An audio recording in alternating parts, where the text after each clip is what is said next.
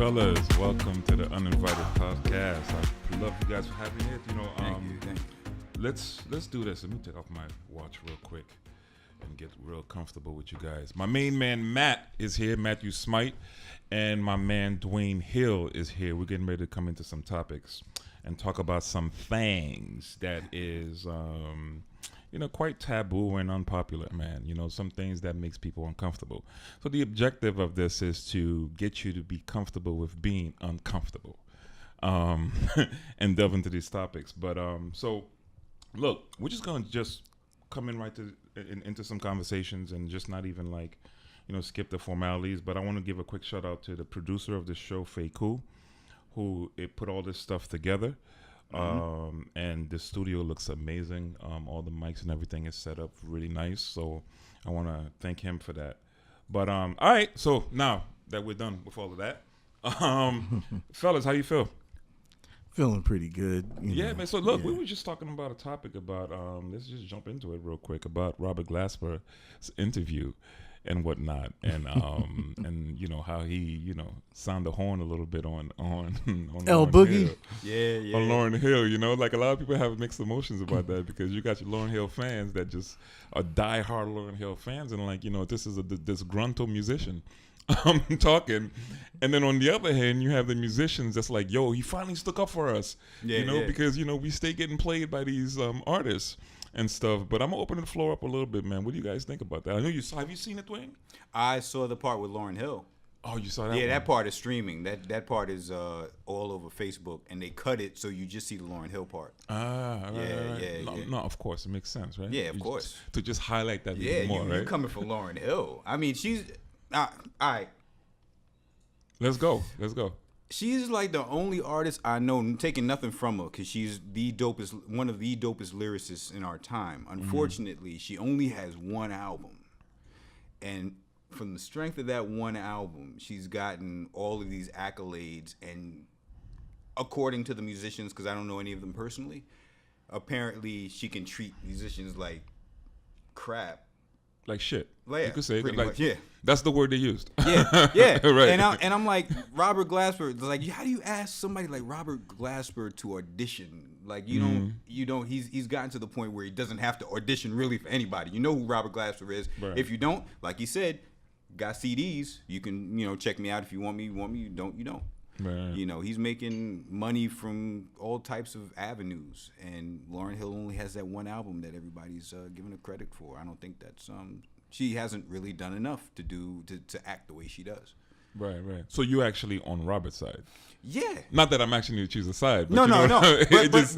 But it makes sense because it even comes out in her performances. It even comes out like fans are saying that because she'll say, well, I'm going to be here this particular day. People will spend their money, and then all of a sudden, I didn't show up because I wasn't feeling it. Okay. I'm like, yo, you better feel it. I spent $80-some odd on these tickets, man. Okay. It's not, it doesn't look good. So because of that, I would be more apt to believe Robert. Right. I understand. Yeah, I mean, it makes sense. It's, if you are paying for a show and somebody comes and just their excuse was I didn't feel like it. Yeah, that's not a good excuse. I spend my money, so yeah, that's definitely understandable. But Matt, what you think? To me, when I saw the interview, to me it was just his story is pretty much consistent with all the other stories that I've heard musicians talk about. Some personally, some musicians that I know. Some musicians we don't want to say right now. Yeah. I'm not going to mention any trouble. names. Yeah. But his story is consistent with all the other musicians who have dealt with L. And it's not a surprise what he was saying, because what he's saying is what we talk about as musicians in front of other musicians. There's a certain, camaraderie that we have with other musicians, and these are the stories that we share. Right. And I think that, it was like I said, it was definitely consistent. It was no surprises there. It might have been surprises. It was definitely a surprise for people who aren't part of that, or people who aren't musicians, or people who aren't working musicians, people who are in that, I don't want to say circle, but people who are in the circle of working musicians. So, I'm not taking sides, but I think that by now, Matt, you're not taking sides? I'm You're not a taking musician, sides, Matt. man. I'm not. Matt, wait a minute. Matt, have you got played like that before, yo? Have somebody played? No, seriously, because Yeah, there's been times where, as a musician, like there's people who do take the diva road a little too far, and they're not even. And I haven't worked, or the artists that I've worked with aren't even on the level gotcha. Yeah. as Lauryn Hill. But it's funny, when you talk about Dwayne, when you talk about people who go see the shows and they're disappointed because she's not giving her all, or she's she either comes late or she just doesn't show up at all. And it's funny, I saw an interview on Vlad TV with Praz. Oh yeah, right, Praz. Yeah. Mm-hmm. And he was just saying by now, basically, I'm paraphrasing because it's been a while since I've seen it, but he was saying by now you should already know what you're getting yourself into when you go to see a Lauryn Hill show. Really? And it's true. Like, if you know who she is and you know what she's about, right? You're basically taking a risk by buying a Lauryn Hill ticket. Praz was on what show again? What's that? Vlad TV. Vlad TV. That's Yeah, right. yeah. I do remember him seeing him on Vlad TV. Yeah, but the thing with that's so crazy. Okay, you get somebody like Prince. Prince has historically been like a little megalomaniac when it came to his music and what he wants done. Right. But when you went to a show, the mic for a second. oh, I'm sorry, The mic a little bit. sorry, Mhm. sorry No about problem. that. When you went to a show, Yeah. you got a show. You got an acoustic set. You got all that stuff. Yeah. Prince, for however he was personally, he still got it done. Right. If you're an entertainer, you're expected to perform. Like, addendum. If you're an entertainer and you take somebody's money, you're expected to perform. And I'm sorry, as great as Lauryn Hill's album was and what it meant to a lot of women when it came out, Right. it does not excuse you just for being an asshole, man. That's not something that excuses you from that. Yeah, I mean, when I it's funny because when I first heard it, I think a friend of mine called me and was like, "Yo, have you checked out this Robert Glasper interview?" I was like, "Nah." He was like, "Dude, he went off on L, right?" Mm-hmm. So I was just like, "Well, damn, all right, cool. So let me go ahead and check it out and stuff." So I'm checking it out, but nothing about what he said seemed false to me. Right. Even though I didn't know the situation. That's the thing. Right. It was like he was talking about some things that's just like, look, a lot of times as musicians, right, you do take the back seat. You do, get the short end of the deal. And, on a business standpoint, from a business point of view, that's okay because that's not your gig. You know what I'm saying? Like, you shouldn't come to somebody's gig and expect to get like $1 million, or get what they're getting, right? Because it's not your gig. You didn't start it, so that's fair when it comes to business, right? But my thing was like, I felt like what he did, he did kind of stand up for all these musicians that kind of don't have a voice and scared to say because they're scared that look, man, I might get fired if I talk about this, right? And I might not get a gig or I might be blackballed, right? Which is the whole thing that every musician is scared of. Mm-hmm. Like, I'm afraid of getting blackballed, so I'm not going to really talk about like what the real deal is, But my thing I would say, and I want to kind of like use this as like a last point to segue into something else, but where do you draw the line between not saying anything, right, and stay getting abused?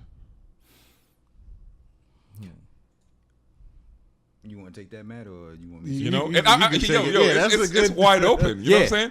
Because if you don't say anything, you're gonna get abused all the time. You know what I'm saying? Yeah, so right. At some point, when do you say something, or when do you, when do you walk out with, after you finish eating your beef patty, like what he said, like he was like, I'll put it like this: the way I think his story and his his approach is something that's sort of like, it is triumphant in a way. It's like, yeah, man, like you did it. Because the thing is, it's like you're right. Musicians do get taken advantage of a lot, and I think it's where, I think the question is, where does this go? How far does this go? Mm-hmm. Does this tell a story, or does this expose the world of musicians? Is it going that far? Mm-hmm. To me, it might just be like, well, it was just an interview. He just called out Lauryn Hill. Does it? I don't know if it's going to open up other issues and other, problems that musicians go through, because, is it worth the world hearing our stories from that point? I think it is, because I'm a musician. Right. But it's like people got so much other stuff they got to deal with. We got number 45 in the White House, and it's we're dealing with police brutality, and we just exposed a bunch of predators in Hollywood. Right. Is it the musician's turn yet? I don't know. Is it too soon? I don't think it's that deep, but I would like for it to go there so that people can understand the process that goes behind production, and the people who deserve the real credit for putting together such a dope record as The Miseducation. Right. And not just for the records, but even for the performances, and just knowing what musicians go through and what they have to deal with when it comes to dealing with superstar entertainers. Like when he talked about the whole the story with the guitar player to tune the guitar, and the way she called the guitar player to tune it, and I was just like, dang. Here's the thing that's funny to me, man. It's like if you ever, like, that just shows like a lack of what's the word I'm looking for? Just complete ignorance, I should say, right? Because that you're trying to set a vibe for the performance, right? Mm-hmm. So the whole thing is you got to manage egos very well, right? So that there are some people that you could be hard with, right? If you have that type of relationship with them. Mm-hmm. And it's always dependent on if you have that type of relationship. You can talk to, there's certain ways that we can talk to each other. We know, like, look, we have this type of rapport, right? Mm-hmm. But dude, you can't just be talking to anybody like that. You know what I'm saying? Like any way you want, and not expect some type of repercussion or something. But well, I mean, there's a couple of things we need to consider. The type of artist that Robert Glasper was talking about. When you speak of Lauryn Hill, especially in the community we come out of, that's something huge. That you're not talking about anybody small. So if you are coming at Lauryn Hill in any type of disparaging manner, that's going to raise eyebrows. So what Robert Glasper did was actually big. It's not like he was talking about the Migos or something like that. This was Lauryn Hill. It's Lauryn. Lauryn Hill is as close to a sacred calf as you can get as far as the music industry is concerned. And women. and women. So they're going to be a lot. Yo, you know what's funny? Because I was checking the gram real quick, and I saw a lot of women artists kind of like sneaking up for her, not sneaking up for her. Wrong word. Standing up for her. Right. And I'm not gonna name who the artists were, but it was just a bunch of them that was like, how she meant so much to us and uplifting her and something like that. So I'm like, yo, they probably saw that video, right? Yeah, they probably saw that, and they trying to stand up for her girls, because I get it. As a female rapper or artist, you're probably like, yo, look. This is our girl. Like, if it wasn't for her, like, a lot of us wouldn't be in the position that we are. But I don't believe that. But that's what they're saying, though. Yeah, that's a misnomer, because unless Lauryn Hill is like Moby and can sit down and make his entire album by himself, there were artists, there were people on there that musicians set the mood for what the artist does. So those first 8 to 16 bars where you have the instrumental come in, if the artist can come in, sets the mood. So it's a concerted effort. You can't say that it was just Lauryn Hill and Lauryn Hill meant this much to me, because if Robert Glasper is right, she didn't write, she didn't make.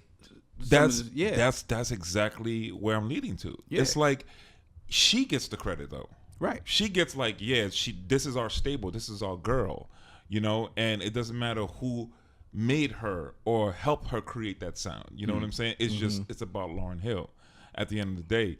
And it's this thing that goes on, man. It's like, no matter what, we could sit down and create a record, you know what I'm saying? But if it's an artist that is like an A-list artist, they're getting the credit. Yeah. Right. You know? So what does that do for us?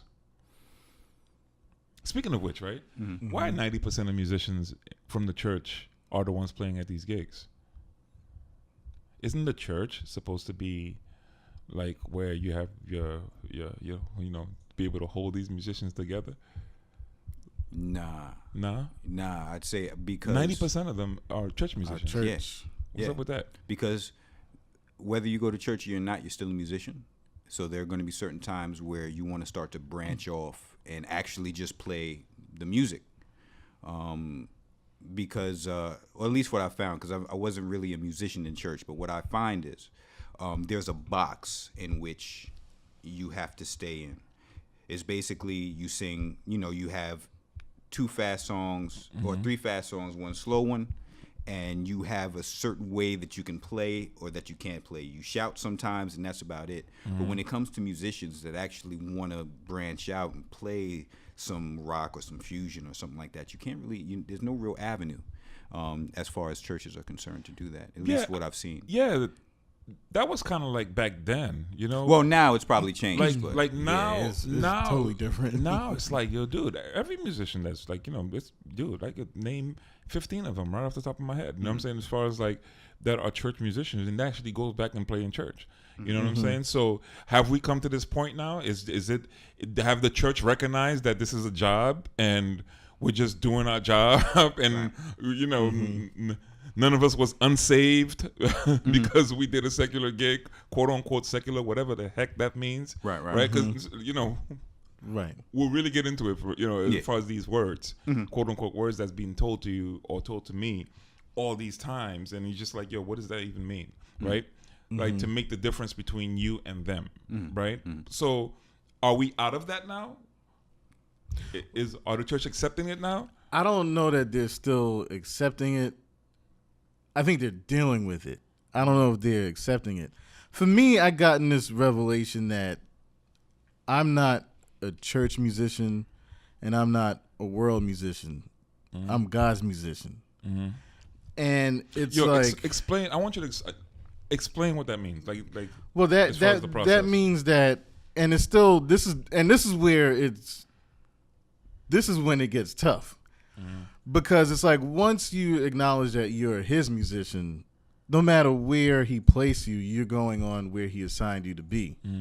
So that could be either in a church. Because the thing is this, God is bigger than the 4 walls of the church. Okay. And we say God is omnipresent, God is omniscient, God is, you know. Now the thing is, if you're God's musician, you're going to go where he says go, or he'll give you the grace to do and to play wherever he assigns you to play. You know, and there's sometimes where, you know, I believe that he gives you the green light to do, you know, whatever, or not whatever, but to play, you know, where or with people that, you know, that are somewhat like-minded, you know. But the thing is that it has to be through his channel. And the thing is that once you're on assignment, it's like you could be doing a funeral here and then doing a wedding for somebody in one area. You could be playing at a restaurant here, because it's not just music is not just about, you know, the spiritual aspect, like, oh, we're gonna, you know, call the presence of God down. There's more to it than that. You know, what about the people in the world? How would they know? Or, you know, sometimes, you know, I've done gigs where people it's not a spiritual experience, but sometimes people they know, or somehow they know, or there's a certain feeling, because there is music is more soulish. Well, than that's anything. the thing, And though. Go ahead. And I think that people need to know another way to invoke certain feelings rather than just the feelings that people are used to in the world. Okay. You know, and that's what I mean by once you're on assignment, then you know where he's placed you. Because think about it, if a preacher is on assignment, you're gonna question why is the pastor in the whorehouse? Sure, I love it. You know, like why is the pastor? The producer knows my needs. He knows what I like. Fruit snacks. That's Fruit it. snack. The Welch's, man. Hey man, I can't get mad I'm a at that. Welch's He's eating guy, fruit you snacks. know? No, I don't want your fruit snacks, man. Go ahead, go wild. But you know, like people would question why is the pastor going to the whorehouse, right? Why not? Well, yeah. Yo, all right. Wait a minute. What pastor went to a whorehouse I and don't didn't get horny? No, seriously. What pastor, like, all right, wait a minute. Let's talk about that. I've heard stuff like that before, right? Uh-huh. Like, how do you go to a whorehouse and see all this booty in front of you? I think it's Right? yeah. Like, that's a kind of, look, man. Look, we got penises, man. Like, dude. Yeah. But Dude, like, yeah, no, come on, man. Look. all I'm saying, Look, you see that booty. yeah. Right? Mm-hmm. And you're seeing it. The flags are raising, man. You know that. So like my thing is like, how are you going to minister in that forum? Like, it looks good to say, right? But I never understood it. No, it's about reassigning, I guess, your view, like what women are supposed to be. It's like reassigning it. So if I see that there's a woman who is dressed in a bikini and she's walking up to me, Right. Before I learn certain things, it's straight up id. Like, yo, I need to smash this. Like, this is what has to happen. But That's usually the initial impulse, that's right? the initial impulse. But you sometimes have to reassign it because now you have to actually look. It's like this person is this woman an actual human being? Like so when you assign humanity to something, you now say, okay, well, what are her wants? What is she getting into? Like, why is this right for her to be in this type of situation? Is it right for me to look at her as if she is like non-human? And that's usually what happens. Of course, I didn't learn that until I got married. So unfortunately. let me ask you a question. So, looking at her, in terms of you're attracted to her, right? Or you see something that is attractive to your eyes, yeah, right? That's looking at her as not being human. There's a mix. I think that we have to get that a woman is both subject and object. So object in the sense of, yes, she has a body, she occupies space, her body. She's also subject. She has a mind, will, emotions that also have to be respected as well. Okay. Now, we're good at getting the object part. Right. But we have to also bring the subject part of it into it as well. So when you see a woman as both subject and object, I can now speak to her as subject. And be all right with the object, but also know that she's subject as well. Man, that sounds so romantic, man. Look at you. But he said the key. Yo. That's right. Yo, subject. I have to get a glass of wine after that, man. Like, I mean, jeez, bro. He's like subject and object, man. Right. My goodness. Subject. Right. But nah, look. Like you a pastor, right? No. No. I'm not saying. I'm just giving okay. an example. Just giving an example. Hypothetically. You're a pastor, right? Now, here's the scenario, right? You're a pastor, and these type of sexual conversations are like uncommon to talk about because everybody's uncomfortable with these subjects, right? Right. And rightfully so. The reason why I would like I sat back the other day and I thought about why are people so uncomfortable, right? Because here's the deal. I realized the more you talk about the subject, the more it starts to arouse you, if I'm being real, right? So you talk about it, that, at some point your mind starts to drift, real talk. And then I could understand why they try to abstain from it because maybe there's this thing like, yo, I keep talking about it. I keep like arousing my own self, right, with this thing. So yeah, at that point I could understand why, right? But at the same time, in ignorance, right, you make a lot of dumb choices. Right. So if you never talk about it, if you never expose what those real feelings are as raw as you feel them, and to people like us, right? Now, how am I supposed to think that, okay, you're just gonna go into this like, whorehouse, right? And then you're just going to go quote unquote minister, right? With all this, you know what's in the whorehouse, right? Of course. And now these days, it's not really a whorehouse. It's Backpage. It's all that other stuff. You know what it is? Craigslist. Yeah. Right. You know what it is? People calling themselves up, and then Christian mingle, and then they're having these arrangements. So it's not even whorehouse anymore. So how do I even know you're going to a whorehouse? Because it's private now. Right. You know what I'm saying? Like you can't tell me. This is when you go with your armor bearer. Because ain't nobody know that you're going to a whorehouse, man. Because it's not that type of party anymore. Because it's that era is gone. Like police have cracked down on the quote unquote whorehouses. It's not how stuff operates anymore. Yeah. It's well. Yeah. No, I'm sorry. No, go ahead. Yeah.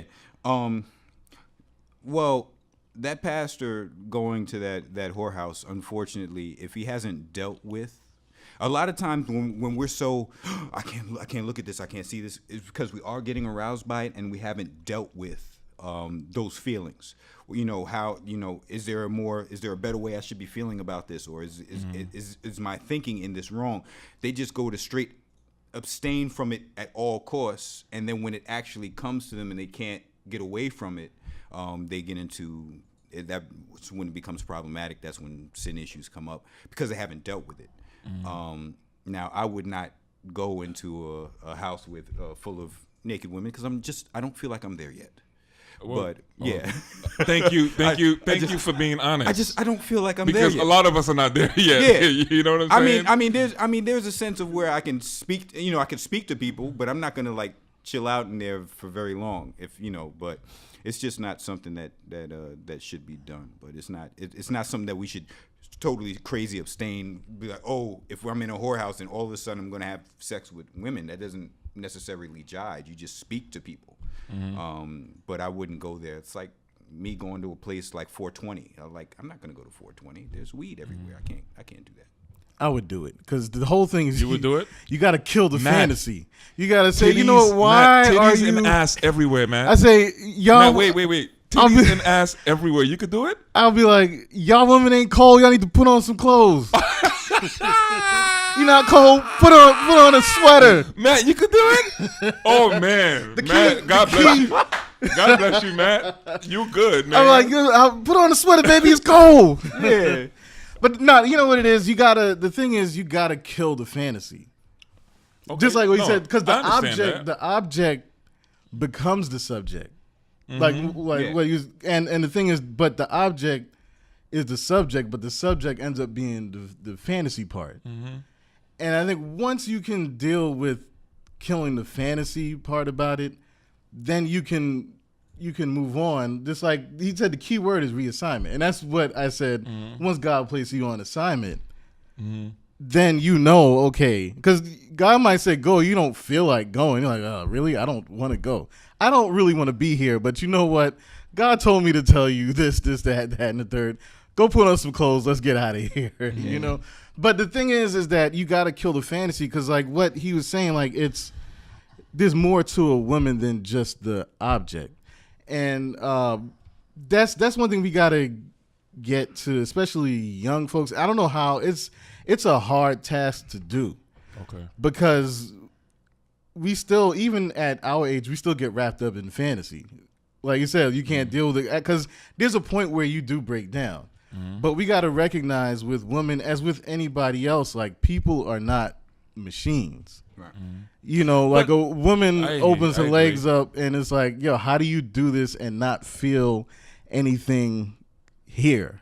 Right. After a while, you do become numb, but it takes a part of you. Right. And really, once you figure out that person has become numb, it's really not that much fun anymore. It's like you're numb. Yo, I'm gonna say a quote from Kendrick, right? Man, this dick ain't free too. Look, man, look. All right, let me say this. Yes, it is. No, it's not. It's bargain. It's not, because you know why, man. Here's the deal, man. Like I'm glad we're coming into this, right? And I'm using this Kendrick quote because when he said it, right, I was just like, yo, I had to give it some thought because, like I'll listen to a rap record, and just really try to analyze the words and really try to see where he's coming from. Right. And it wasn't just about that little instance that happened between him and the girl that moment, right? When he was saying that this dick ain't free, right? He was kind of putting the mirror back in a woman's face, meaning like just like we're talking about, oh, they're object and stuff like that, they're object, right? But as men, right, we're not held to any of those standards, right? Not one bit, Right. and if they choose to do something to us, or if they choose to, let's say, all right, let's get a little personal. Okay. Let's say we all have wives, right? Like we all have wives, right? Let's say if they decide to refuse you of something that is absolutely yours, right? Because they don't feel like doing it, right? Is that right or is that wrong? So it seems to me like men get all the abuse, right? And we're supposed to just sit there and accept it. But yet women can look at us as objects, because to me, that's being treated as an object. I am an object. You only need me when you feel emotionally ready. Get out of here, man. So then if you only need me when you feel emotionally ready, right? What do you think's going to happen? There's a girl that is out there, right, that needs me all the time. And dude, let's not this is the uninvited. Yo, look. Real talk. This is why strip clubs exist. This is why these places exist, is because there are men that won't say it because it's not man. It's not like you're a punk or whatever the stigma of why a man won't say it is, but it's there. There's this thing that's there, like it's just you don't talk about it, right? But it could be done to you, but you can't do it to them. Like now she's not an object, but then you are, and to that you say what? This is a great one right here, because the thing is that our society is shaped in a way, and I get it, I understand it. It does. Okay, this could go either way, but we never really check a woman on her pride. We never talk about it. We look at the pride of a woman and we look at it as sexuality or the charm, but that it's really pride, and it sort of flips around and makes the man look weaker. It like the man is always going to be wrong. If there's something wrong in the situation, 9 times out of 10, it's always the man's fault in a relationship.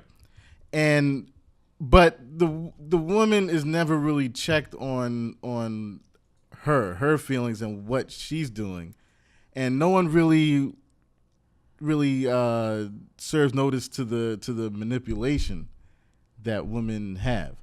It's just taken as, like you said, it's we become objectified, where we become the object, but we don't realize it because of how society even shapes our women. They're looking at as the victim. So like they're the ones that's always victimized, and they're always looked at as the delicate, the weak ones, and so when the man comes into play, it looks like the man is taking advantage, but they don't realize that in a lot of situations, the woman is taken advantage of. Even for example, like if we look, like that's what I said, like certain things when we look at them, I see it on the outside, but from where we come from, like for example, they talk about the salary gap between men and women. That's out there. But if you come into our space, who is usually the breadwinner in our communities, in the black communities? Most of the time, women. Most of the time, it's the women. Absolutely. Most of the time, the women are the ones that's pursuing the degrees and that. But the man has certain visions, certain dreams, and a lot of times a man can't really, or he just can't seem to get with the higher learning. Pursuing the masters and the doctorate, that's just not in his vision. But he's frowned upon for it because he's trying to hold on to a dream. Granted, he might not have the right methods of going about it, but the thing is, there's got to be some type of understanding for the man's part, to understand that, okay, he has a dream, he has a vision. If you sit down and talk to him, not every guy is trying to put out a mixtape. Right. You know what I'm saying? Of course. Like there's guys who are really, really trying to make it happen, but just they either don't know how to do it, they just don't know who to connect with. Either way, there's something that's in the way, but they refuse to go the route that everybody in the world is going, pursuing this degree, because that's just not for them. Right. They know this is the route that I have to go. It's a long route. It's a difficult way to go. And sometimes they're just stuck. Right. So the woman is advancing financially, and they're looking at the man and saying, these men are no good. Right. They look at the man. But do you think that's strategic though? Do you think like I noticed you said a word before. You said like how society forms it. So if we're gonna get into how society formed it, who is actually forming it? These ideologies. I think it might have been. I think it might have been a response. Especially during around the Vietnam era, where after that, so I'm talking about our father's generation, started leaving women at an alarming rate. And these were the breadwinners. These were the people that were making the money. So they were leaving the woman. She was on welfare. So those women on welfare had children, and be like, okay, don't depend on no man because this is what's going to happen to you. So this is now a response of what has happened already. Now, the disparity between, of course, also black women and men, because that's like the biggest chasm that I've ever seen. Even in the way that we date now is totally, everybody's out to get whatever, and there's a lot of animosity between the two. Because of whatever, just like the Kendrick Lamar song. So that's the man side of it. The woman side of it, there's animosity with them as well. They don't feel protected. They don't feel so. As far as being emotionally available or physically available, there are times where it just may not happen when you want it to. It just doesn't happen that way. It's almost 100% of the time it doesn't happen. Let me state my point. Okay. I'm just gonna give you a small little commercial break right here. Right? Yeah. Look, if a woman says no, it's no. It doesn't matter what you want, and that's where I'm laying this argument. Okay. So then, who's really running the ship when it comes to sexuality? Because if she says no, what are you going to do? But if she says yes, we're always ready. Not always. Most of the time, we're ready. Unless you're dead tired. Yeah. Unless you're well, no, but completely exhausted. And even then, come on, let's talk about it. If you're completely... Sorry to cut you guys off. Try not to shake the table. Sorry, bro. Cool.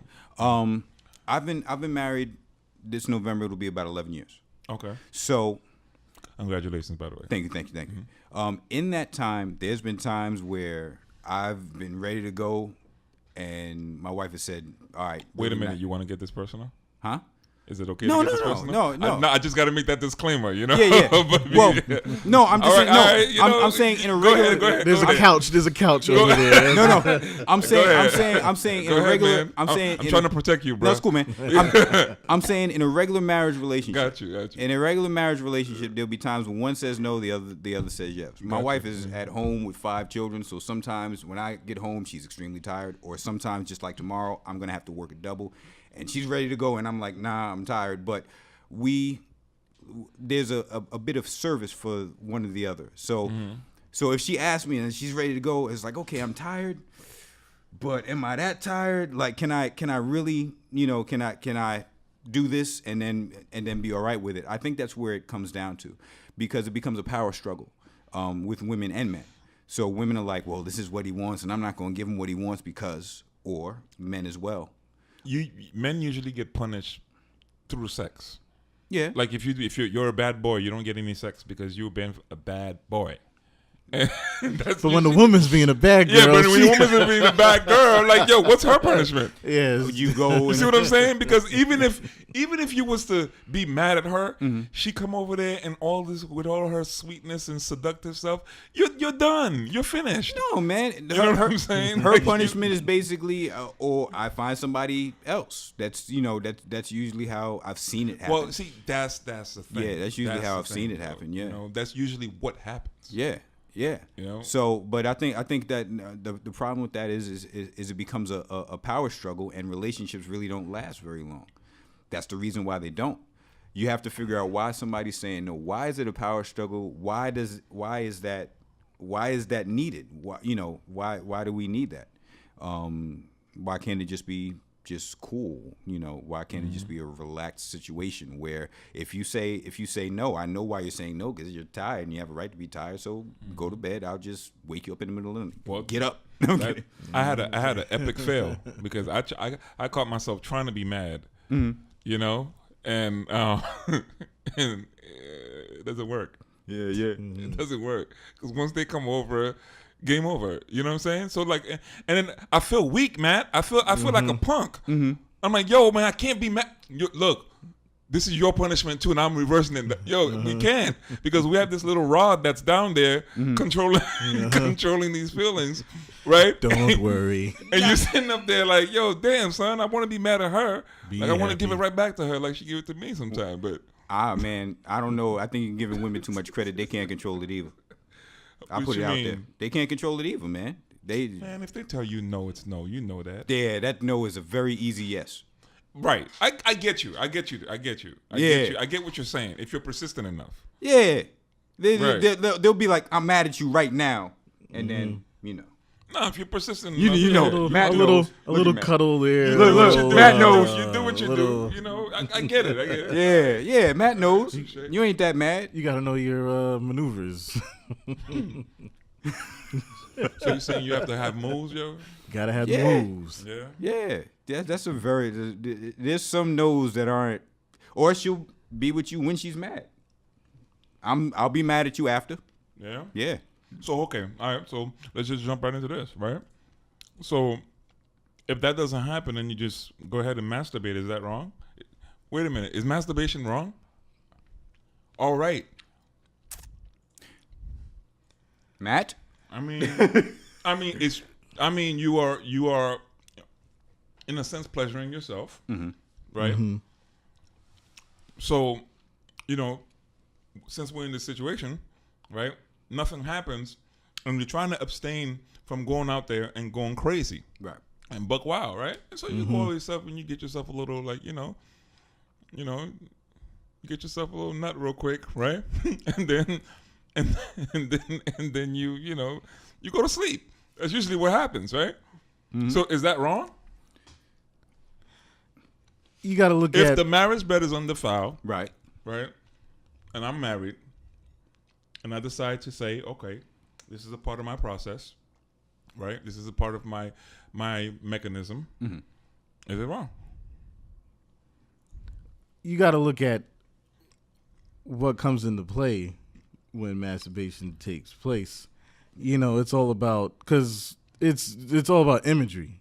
What is in your imagination, or what is in the forefront of your mind? It's usually crazy things. Yeah. Exactly. Right? Yeah. It's never like how can you think about masturbation without nasty without Right. You can't freaky just think things? about you masturbating. Yeah. Look at freaky things. Yeah. That's the point. That's the point of it. But yeah, but I think that's where it becomes a little bit wrong because How? I'm talking about. Okay, are we talking about like a married? Well, I'll just say it. Married or not married? Okay, Married or in a not marriage Right. relationship, it would be unhelpful and it would cause a problem. The fact that you have to masturbate would be evidenced of another problem. Because if she's kicking Okay. you out of the bed and she's saying, well, I'm not going to do anything with you tonight, so go take care of yourself. When you're masturbating, you're not thinking about the person that you're with most of the time. Okay. You're not thinking about you start thinking about other people. And if you're thinking about other people and those people are within view, or and that argument with your wife that caused you to have to masturbate lasts a little bit longer than it should, then she now put you in a bad situation to where you might. So now it's her fault. Else. Finally. No. Well, no, it's your fault for doing it. I was trying to figure out a point to be her fault. It's your fault for doing it. No, it's like if I happen to smash another chick, that's my fault, of course. But All right. there was some mitigating factors that she did as well, and there's something going on to where y'all not coming together, and that's not good. Mm-hmm. You should pretty much. So within the marriage context, you're saying masturbation is wrong. If you can do it like together, or you don't. Okay. What I'm saying is I get it. What I'm saying is go ahead. What I'm saying is the I'm not saying masturbation in and of itself is wrong because you wake up in the morning, you don't want to go out with a full pistol. Take care of that.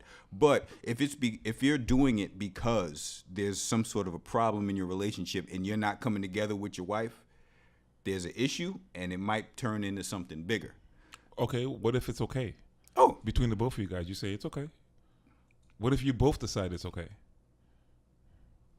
I think y'all walking on the wild side, but if y'all want to do it that Yeah, way, then it's fine. Because the thing is, like, really, sex promotes unity.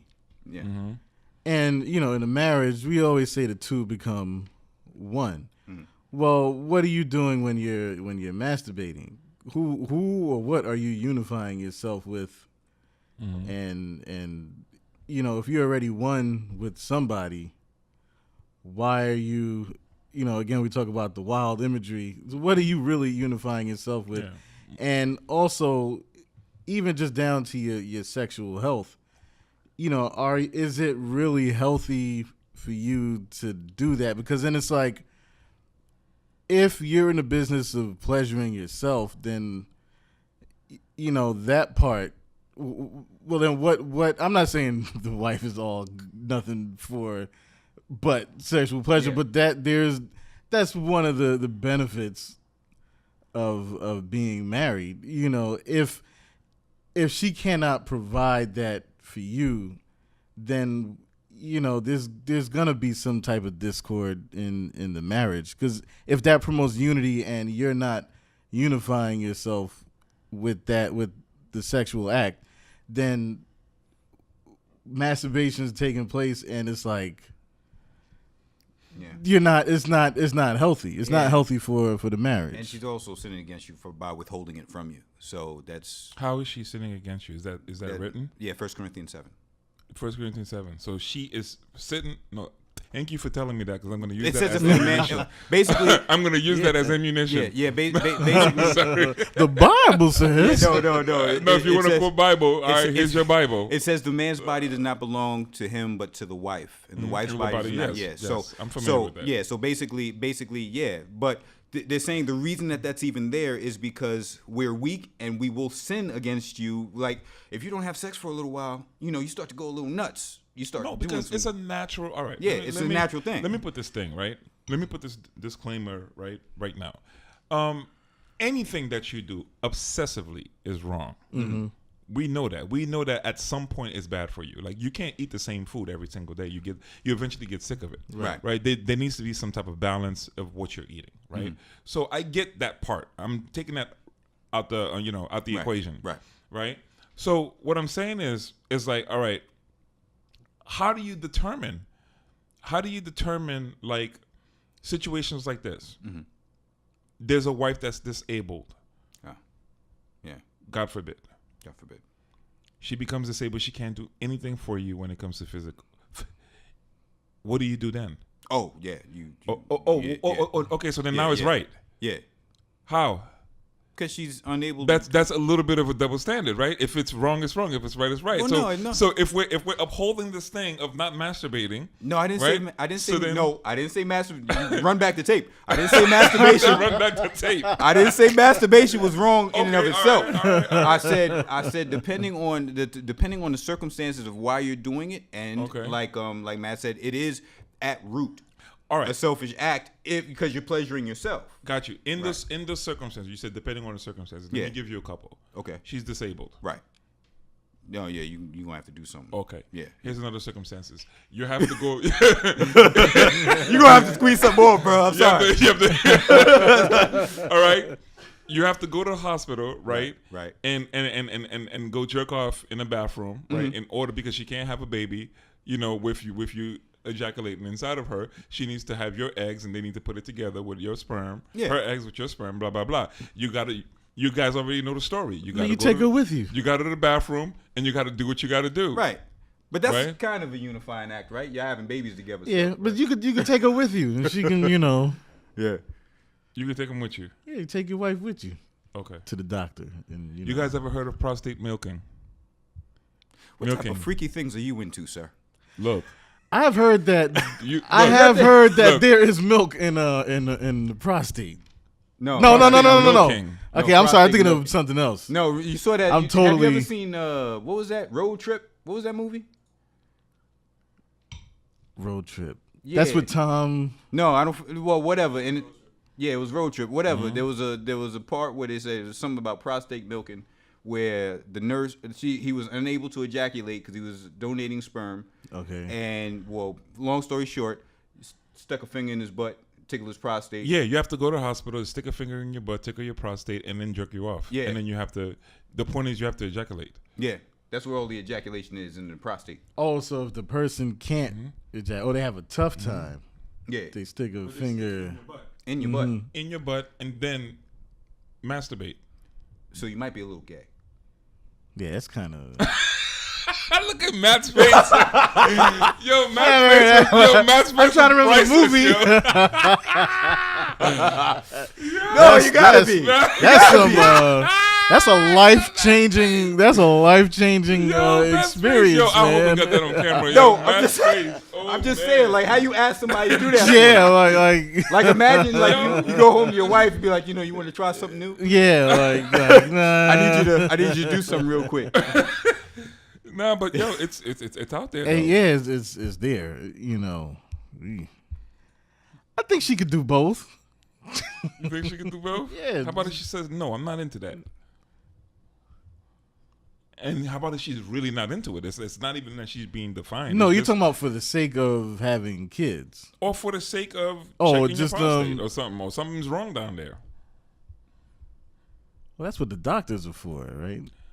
Okay, so then the doctors are jerking you off.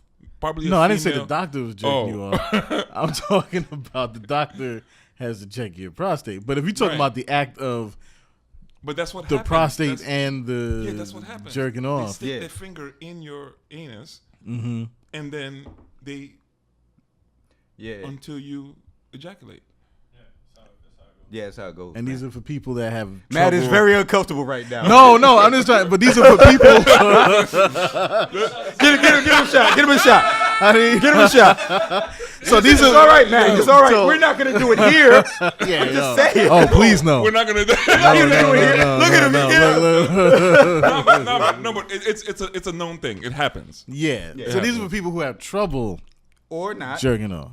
Or not. They just are into that. I don't know the Okay, yeah. details of- Being into it, that's another thing. If you have trouble, that's that.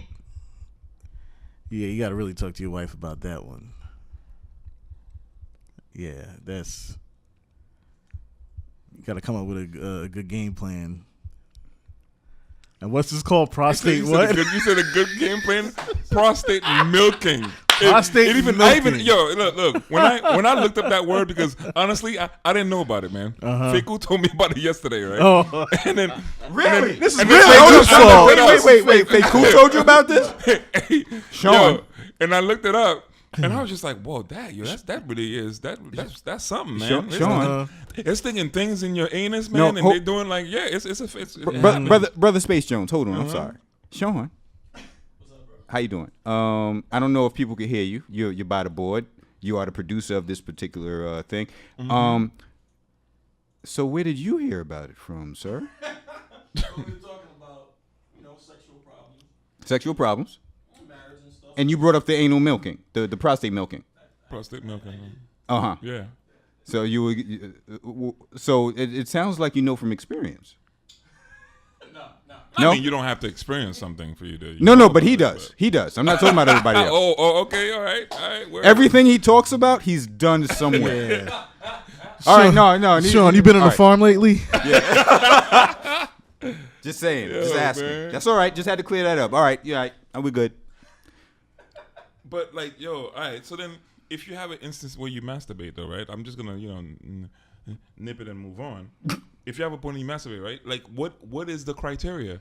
Because if you're masturbating, right? Like, you could, I guess you could say, okay, I'm thinking about my wife, right? You're lying. It might start off that way. It might start off that way. It starts off that way. And then where does it go to? It goes everywhere. That's why. Sound like somebody speaking from Yeah, experience. no. It's gotten to the point. It literally goes everywhere. It literally goes everywhere. Like, true.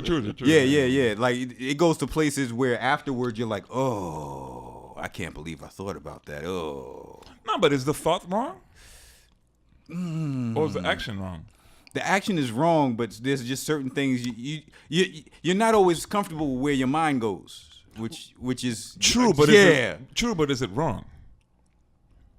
Well, yeah. If the thinking is wrong, then the action is wrong. You might not be comfortable, but is it wrong to think that?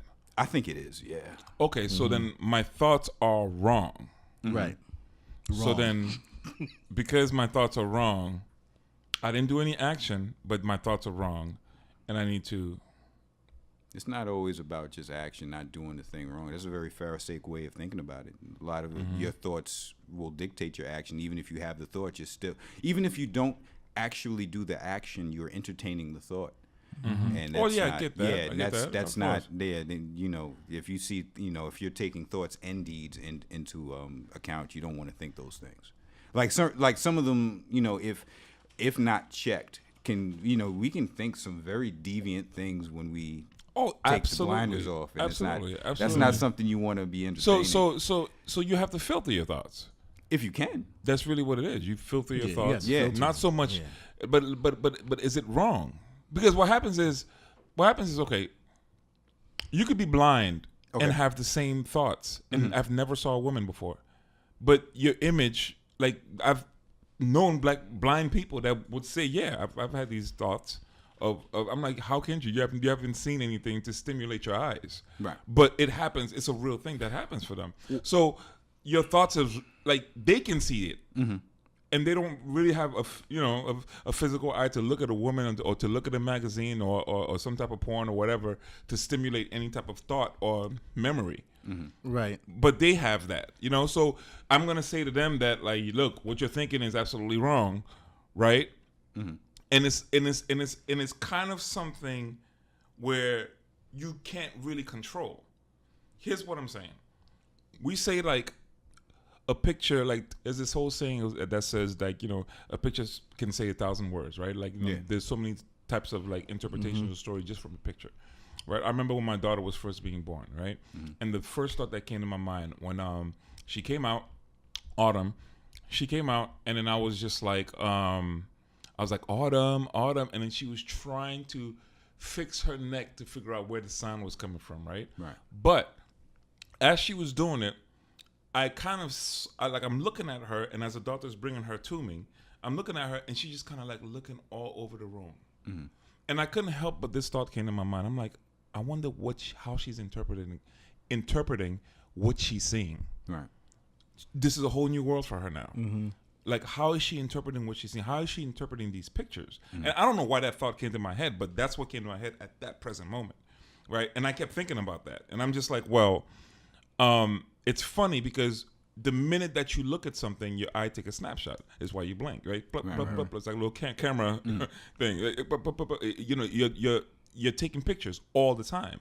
So now my eyes is wrong for taking pictures, or do I have to filter it?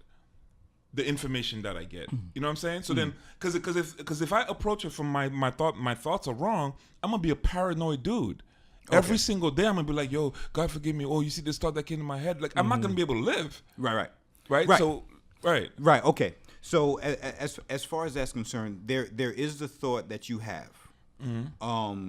There are many temptations that we have when it comes to our thoughts that we can't really control.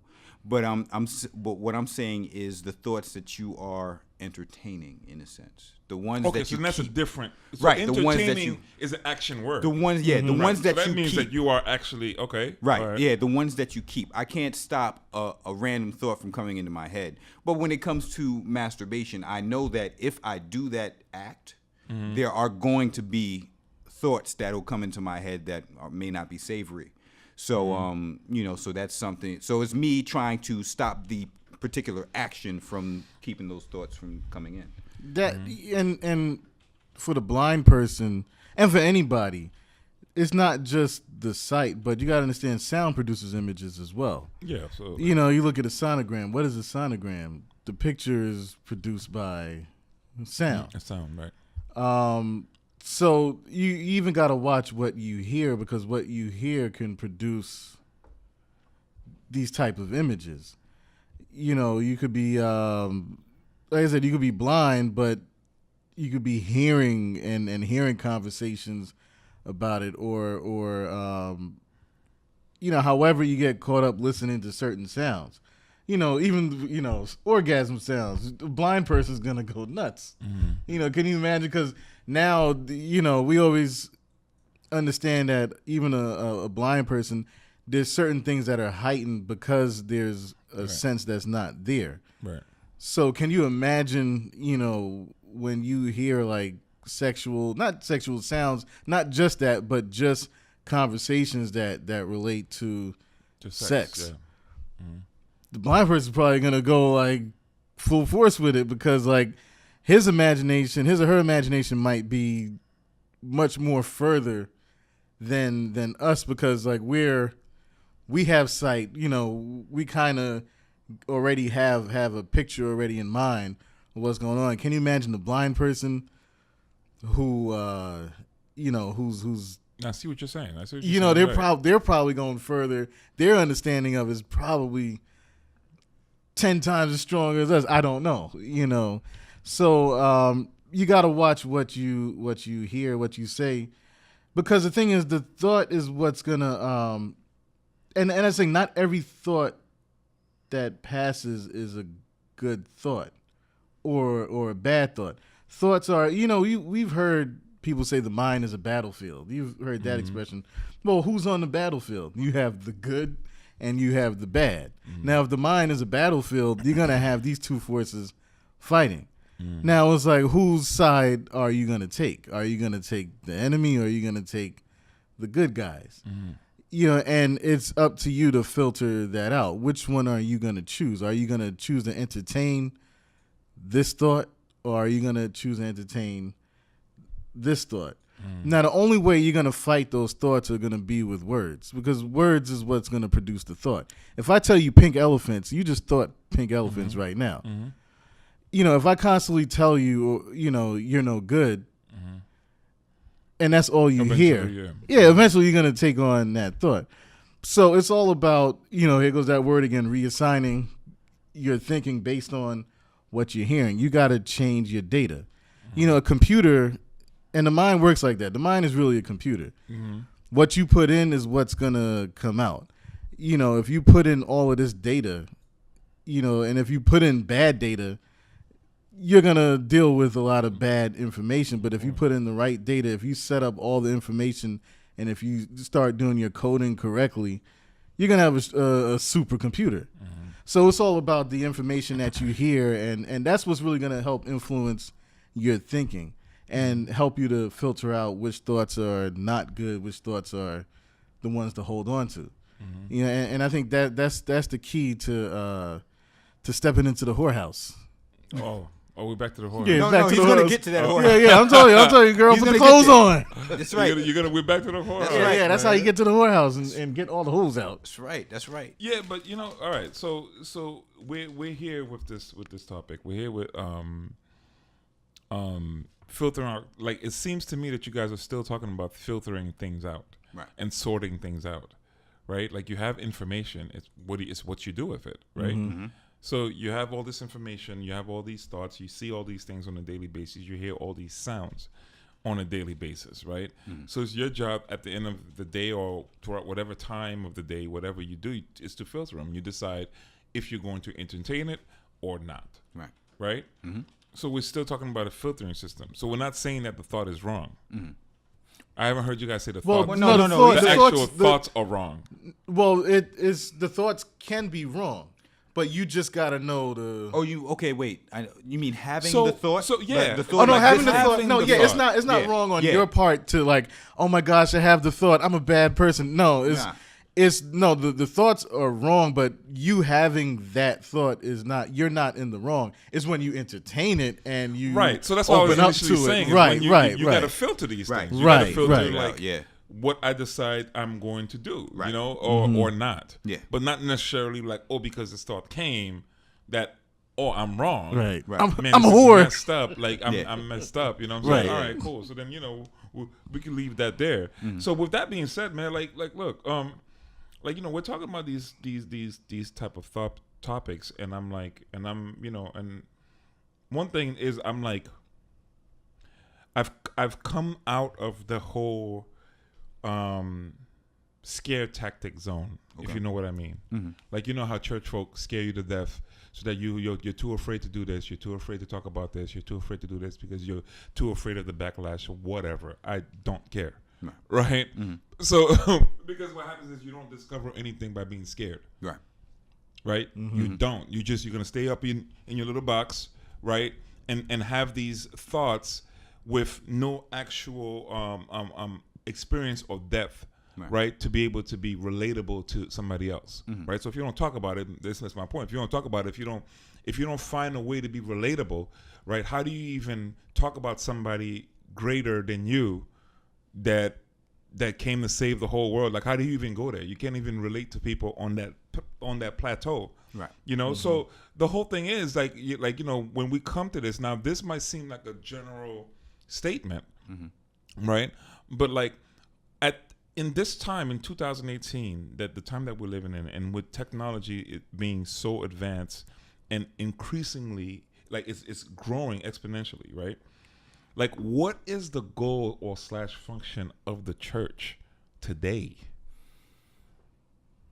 I believe the golden function. It might be general. It seems a little general, but you could pick a point. Yeah. Pick some way to go with it. The church, I believe, has the same function it had from its inception. It's to preach the gospel. And when I say preach the gospel, I mean the actual one, because there's a lot of different ones out there. Okay, so talk about it. The gospel, as far as mankind being in sin and under the wrath of God, where now Jesus steps into human history to live the life that we should have lived. He died the death that we should have died, and those who believe on Him are made right with the Father. That's the gospel message. And it's also, once these people come into the church through that message, there is an actual, a communal living that's supposed to be, as far as the church living on earth and things of that nature. That's a very shortened answer, but that's basically what the function of the church is. Right, but we're in a social media age right now. Okay. Right, we're in an age where things are readily accessible to everyone, right? We're in an age where, here's a topic, we're in an age where we film worship now. Right. Right. And quite frankly, it's funny because I was hearing about my pastor at the church, Pastor Robert Jordan. He was saying this. He was like, there's no way to participate in something that you're filming because you're filming it. Right. Right. And I was like, yeah, that's a great point, because you don't participate in something. So if you've come to church to participate in something, but yet you're filming it, right? But yet that's become the thing now, right? Everybody's filming like when you are in the spirit, right? Quote unquote in the spirit, right? I substitute that as in your feelings, right? I'm not saying, I'm not doubting. Let me say this before these people go crazy, but not that I care. But it's just it's like how do you measure, right? Like what's real in the church now by what you see, because like I'm watching a service, right, and it's and it's cool, and it seems like it's staying, but then I'm watching everybody shout, I'm watching all that stuff, and I'm watching it, and I'm so my thing is it's like, you know, what, like, have we come to the point where this is what it is? And I'm the type of person that if this is the type of move that I feel, or it's confirmed in my spirit or whatever, that this is God, right? And I say that very loosely. Yeah. You know what I'm saying? Because these are terms that everybody uses. God. And quite frankly, I just think that that's a method that Christians use to get you to shut up and not say anything. Yeah. Or not challenge what they're saying. Right? So they say God. You know, God told me this. God tells you every single thing. God told you to go to the bathroom and wipe your tail, and in your tail, and why are you wiping your butt? God told you something, and then you got up and you put a t-shirt on. Then God told you to go outside and take one step foot left, and then one step foot right. Yeah, okay, come on, man. Common sense told you that. Yeah. Right? Common sense, like God gave you common sense. Like they'll try to fight it, but yeah, God gave you common sense. But yeah, it's common sense. Like get up and do what you have to do. You know what I'm saying? Like, but it's used so much. And then everything is on media, right? And granted, I'm not. This is not a knock on media. It's just what's happening. Is it really real? Like what's like, you know? Is it? I'm entertained, to be quite honest with you. I'm quite entertained, but I'm not sure if like we're at a place where I can be like, yo, man, this is some real stuff. You understand what I'm saying? Like. It's really hard to determine that. Well, I mean, we can't blame media for that. I believe the fake stuff was happening before the media ever. I got you. Yeah, came in, because I think a lot of, and especially when you were talking about everything is God told me, they've over spiritualized it to the point where it's not even real. There's, you know, especially with in the worship, where, you know, people are just going nuts, where it has no biblical precedent. And when you actually read the scriptures for what they're saying, a lot of the stuff is wrong. A lot of the stuff shouldn't even be done. Name one, not like what's one thing that you see that it's like you would say it's wrong. Okay, the whole slain in the spirit thing. Talk about it. Where, you know, somebody puts their hand on you and you fall out and you start foaming at the mouth. See, talk about it. When you actually look into the scriptures, you see that happening with actual prophets that have actually been in the presence of angels and or God. It was never some guy just going around touching people, and it was for a purpose. That person, like Jeremiah, in the beginning, he saw God, he fell on his face, and then he went and did something. He prophesied for the rest of the book. He had something to do, but it now becomes like almost like a child's plaything, where you're now going in. It's like you have these big conferences, and you're now going in, and everybody's like, "Oh, I'm going to hit you with my coat, and you're going to fall on the floor." And I'm like, "No, that's not." That's you know how they challenge that? They say it's according to the measure of your faith. Really? That's how I'm telling you. That's how it's been challenged. Because what they will say is, well, you can't tell me what I should have faith in. Right. It becomes subjective, and I would ask book, chapter, and verse, because what do we like? I'm saying, if we're going to call this Christianity, and we do have a book in which we're basing it on, I would think, because if we don't, we just came up with another religion. And if you did, that's cool. But is it though? Yeah, no, it's cool. If you want to come up with your own, that's fine. Everybody does it. But I'm saying, if you're trying to base it based on that leather-bound book that you're carrying with your little letters, that you carry for your pastor, because apparently he can't, and he needs armor bearers to carry his Bible. If you're going to base it on that... Dwayne? What? Go ahead, man. You invited me. Your floor. Nah. He uninvited you.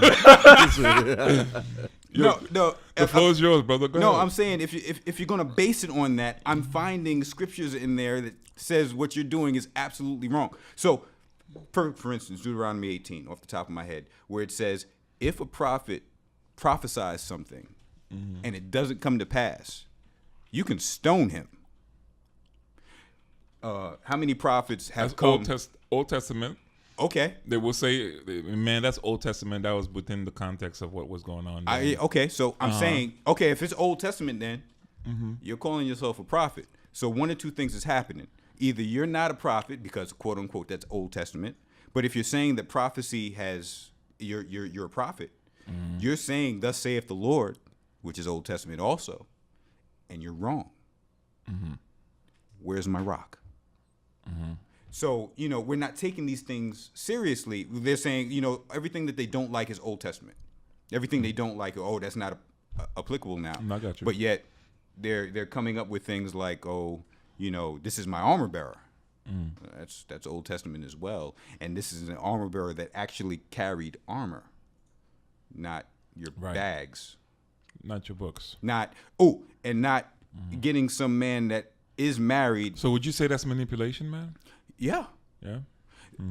No, and it's not getting some young man from the church that is married, having him be your armor bearer. He carries your Bible while his wife carries the children and the rest of the things into the church. Yeah, that's off, man. I never understood stuff like that. So I never understood stuff so like that. what I'm saying is they're using biblical language, but they're not doing it biblically. They're just picking and choosing certain things that they want in order to prove their point.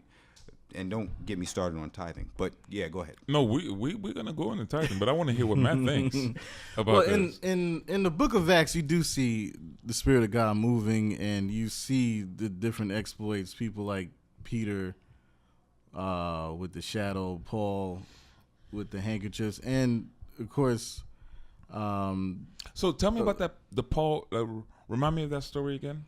With Paul, I know there was a story of Peter in the shadow, but what happened with Paul again? Well, Paul laying the handkerchiefs. Yeah. Laying handkerchiefs. Okay. Yeah. And, what was that story like? What happened? What happened? The people were healed. Yeah, they would just put Paul's handkerchief on people and they would be healed. Yeah. Now the thing is that does it exist today? Yeah, it does. The problem is when people are trying to do it without the Spirit of God present to do it. The Bible says when Jesus was healing, you'll see in Scripture where it says the Spirit of God was present to heal. People are doing these things without the Spirit of God. So they're trying to, it's almost like they're making a doctrine out of the method. Okay. And there's no Spirit in there. Yeah. No. Talk about that because if I'm sitting there and I'm listening to that statement, right, and I'm gonna approach it from a different angle, and saying the Spirit of God was there, I would say, well, then isn't the Spirit of God omnipresent? Isn't the Spirit of God everywhere, right? So, like, how do we determine? Oh, now the Spirit of God is here. Now we can perform these things. In that particular case, the Spirit of God is omnipresent, but in the sense of he's going to do a healing work. It's always subject to how he's going to do. So not healing work is not going to happen everywhere at the same time, or it could, but it might not.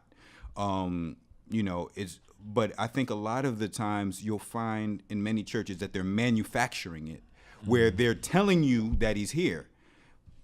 That you don't really know that. It's just, I'm telling you, like, it's part of I feel the Spirit of God here. It's almost kind of like a manipulation. I feel the Spirit of God here when he may not be. Well, I've seen that happen. Like I've seen certain situations where it's like, whenever the individual will come, and that's when the Spirit of God comes. Supposedly, the Spirit of God is never there when they come. Only when they come. Right. And that always baffled me. Because I'm like, wait a minute. So he wasn't with me when I came into this church. Right. Yeah. Wait a minute. Right. What? And so now you become self-conscious. Right. And for the life, like, for a long time, I'm just like, yo, don't they know, like what you do to the psyche of people when you say a statement like that? It sets up a caste system. Yeah. Because like you make the person feel like you already put this plateau. Right. Like it's God only follows me, not you. Exactly. Right? So then you are drawing people away, right, from understanding that God is with them too all the time and that they can access God all the time. Right. Not just when you come in the room, bruh, or sis. Right. You understand what I'm saying? Right. I think what it really, to me, really should be said, or what really is that God is there. When you come, you have certain gifts. So then You know what I'm saying? There's certain gifts that you're operating in that, you help. Because the thing is, praise and worship is there, right? You have your praise leaders, your worship leaders, and they're inviting the presence of God and they're ushering the people in God's presence. So the guest speaker comes in and all of a sudden God shows up. That's absolutely false. Right. No, your gifts came into operation and you help, just like how praise and worship help, just like how the person who was cleaning up the church before everybody got in the place so God was wasn't with anointed them. to help. Exactly. Right. Yeah. There's an anointing in that as well. So the thing is no, you're just operating in gifts that's helping out in the worship of in this worship experience. Yeah. You're just bringing certain gifts to the table. The thing is, we got to look at helps. Well, I call it helps ministry. It's anointed. Think about this for a minute. When Moses, the story of Moses with the battle. Every time he had his hands up, they would prevail. Every time his arms were down, they lost the battle. Yeah, they would lose. So they said, okay, we got to keep his hands up. That's your help. Moses is the leader. His help is keep the hands up. Those are the people. Now the thing is this: the hands got heavy, and they said, okay, we got to do something. Moses never told them what to do.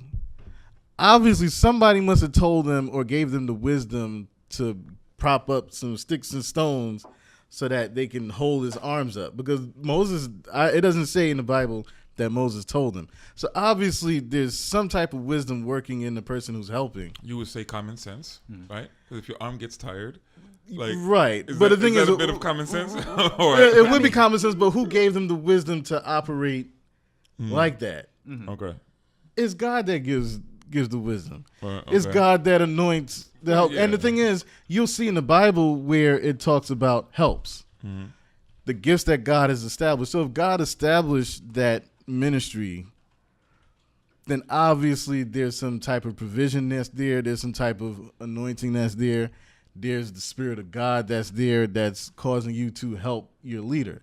It's not that the leader has all the gifts and nothing's going to happen, until the leader shows up. No, you got to know that there's wisdom. There's that same godly wisdom, that same anointing is in the people that's helping the leader. I mean, and also, if the Spirit of God only shows up when the leader is there, then what happened to you when you got saved? If the Holy Spirit is actually supposed to be in you and never leaving, right? Then you have the Spirit of God wherever you go. I think again, it's that caste system that people try to set up, like I am up here and you're not, which I think it's not fully the problem, in the churches here, but I think it issues. I think it is an issue that needs to be addressed, but won't be addressed because people love it so much. Because they love what so much? They power. They love power, number one, and the people that are subjected to the power love to have that power over them when they really don't really have to be under it. Yeah. I want to address what you said about the social media age, because that's been one of my issues that I've had with, trying to deal with this. You can call it an era. I don't know if it's an era or whatever. Yeah, it is an era that we're in. It's a different time. Dwayne said something that the church, the church's role or the responsibility of the church never changed. And even when we're going through this, this area of being with social media, but not just social media, it's like everyone is becoming socially aware. And one of the issues is that the church has taken on that approach to dealing with problems. And that's the issue, and that's the problem. This is where the church falls. Yeah. Because the church is called to be spiritual. The church is called to establish God's kingdom. You can't do that being social. You can't do that. It's good to acknowledge that, okay, there's a lot of crap going on in this world. We're dealing with so much. but acknowledging it is one thing. Let the world talk. But the church, when you look at the early church, Peter dealt with the situation. The guy who was at the gate called Beautiful, and he healed that person. Peter and all of the apostles and even the disciples after that, they were going around doing the works of God. And the thing is that you're not going to do that being socially aware. We're called to be spiritual. We are a spirit. We're called to be that. When we're on social media, like you said, people are filming, and how can you really participate in the worship when we're constantly filming? And that's a good question to ask, because it is a distraction. And these are the things that are taken away from it, because the thing is, if we're spiritual, and it says this, a spiritual man judges all things. Right. And I know that that's an issue that people have, like, we're not allowed to judge, but no, you're called to judge all things. You're called to examine things. Yeah, you have to examine and see, stuff, right? Is this of God? Is this not? When you're social, all you're gonna do is just talk about the situation. Well, this is that, and we acknowledge that this is that's great, but we've been given a name that's above every name. And if we don't develop the faith in that name, if we don't develop spiritually, how are we going to solve the social problems? So Okay. Go ahead. You take that. Well, yeah, I don't think the social aspect or the videotaping is necessarily wrong. I believe and this is my personal belief, that the church goes wrong because we're in a social age, it tends to want to change its message, to try to take the offense away from, because the scriptures are offensive. They are extremely offensive. So you'll find, I can't talk about that this week because we're live, We're taping, or we're taping, so I can't actually delve into what the scripture will say about this because people won't. So look at here. The scripture is uncomfortable, huh? Yes. Oh. Very. Yes. Interesting. Yeah, and then, but because they're uncomfortable, you'll find many churches will never actually go through it, so that the people under their charge will be very biblically, not really illiterate. They just don't know. They don't know because it hasn't been proclaimed. It's like, how will we hear the gospel if there's nobody preaching it? So I think that's the issue. So it's not the social or anything. I think the one aspect that's prevailing is just the church just lost sight of the offense. Not that we try to offend people because we're jerks. I'm saying that there are going to be certain ways that the world works, certain ways that the scriptures tell us that we ought to operate, and they're going to come into constant. There's going to be beef. There's always going to be beef. But yeah, so that's it. Well, I think also that we're not moving past a certain part as a church. We get so caught up in the grace that God forgives. We can mess up, and we understand God forgives us. So we can do whatever we want the night before. Sunday morning, we're gonna cry at the altar, and we go through the motions. And we never get past that. What about, because there's and the Bible talks about having victory over all things. How are we going to get the victory over all things if we can't get past, sleeping with so-and-so or saying bad things to so-and-so, and I shouldn't have said that, Lord, forgive me. When are we going to move past the forgiveness stage and get into the part where we actually use the grace to actually, what Jesus says, in my name, lay hands on the sick, they shall recover, casting out demons. When is the believer going to move past the forgiveness part and get into this area where we really start doing what God has called us to do? But we stay stuck in this. And I take from what you said, Dwayne, as far as being offensive, that to me, that's part of being offensive, when you actually make it your business to move past the forgiveness stage. Not that you're done with forgiveness. No, but it's you begin to go further and further, more mature. Because the thing is, you got to move from glory to glory. That's what the Bible says. Okay. Now the thing is, if you find yourself stuck in the same place and you don't move on, that's called a curse. If you find yourself stuck and you cannot, you're still dealing with the same stuff and you're trying to get ahead, but you keep going in this cycle, that's something that needs to be broken. Okay. But people don't recognize that because they haven't gotten that offensive word, because there's been times where, you get that offensive word and you're like, oh, okay, I guess I got to change. But then you eat that and then you do the change, you do the necessary. What do you think, Pat? It seems to me that I'll piggyback off your point, and it seems to me that like we are stuck in this zone, right? And it seems like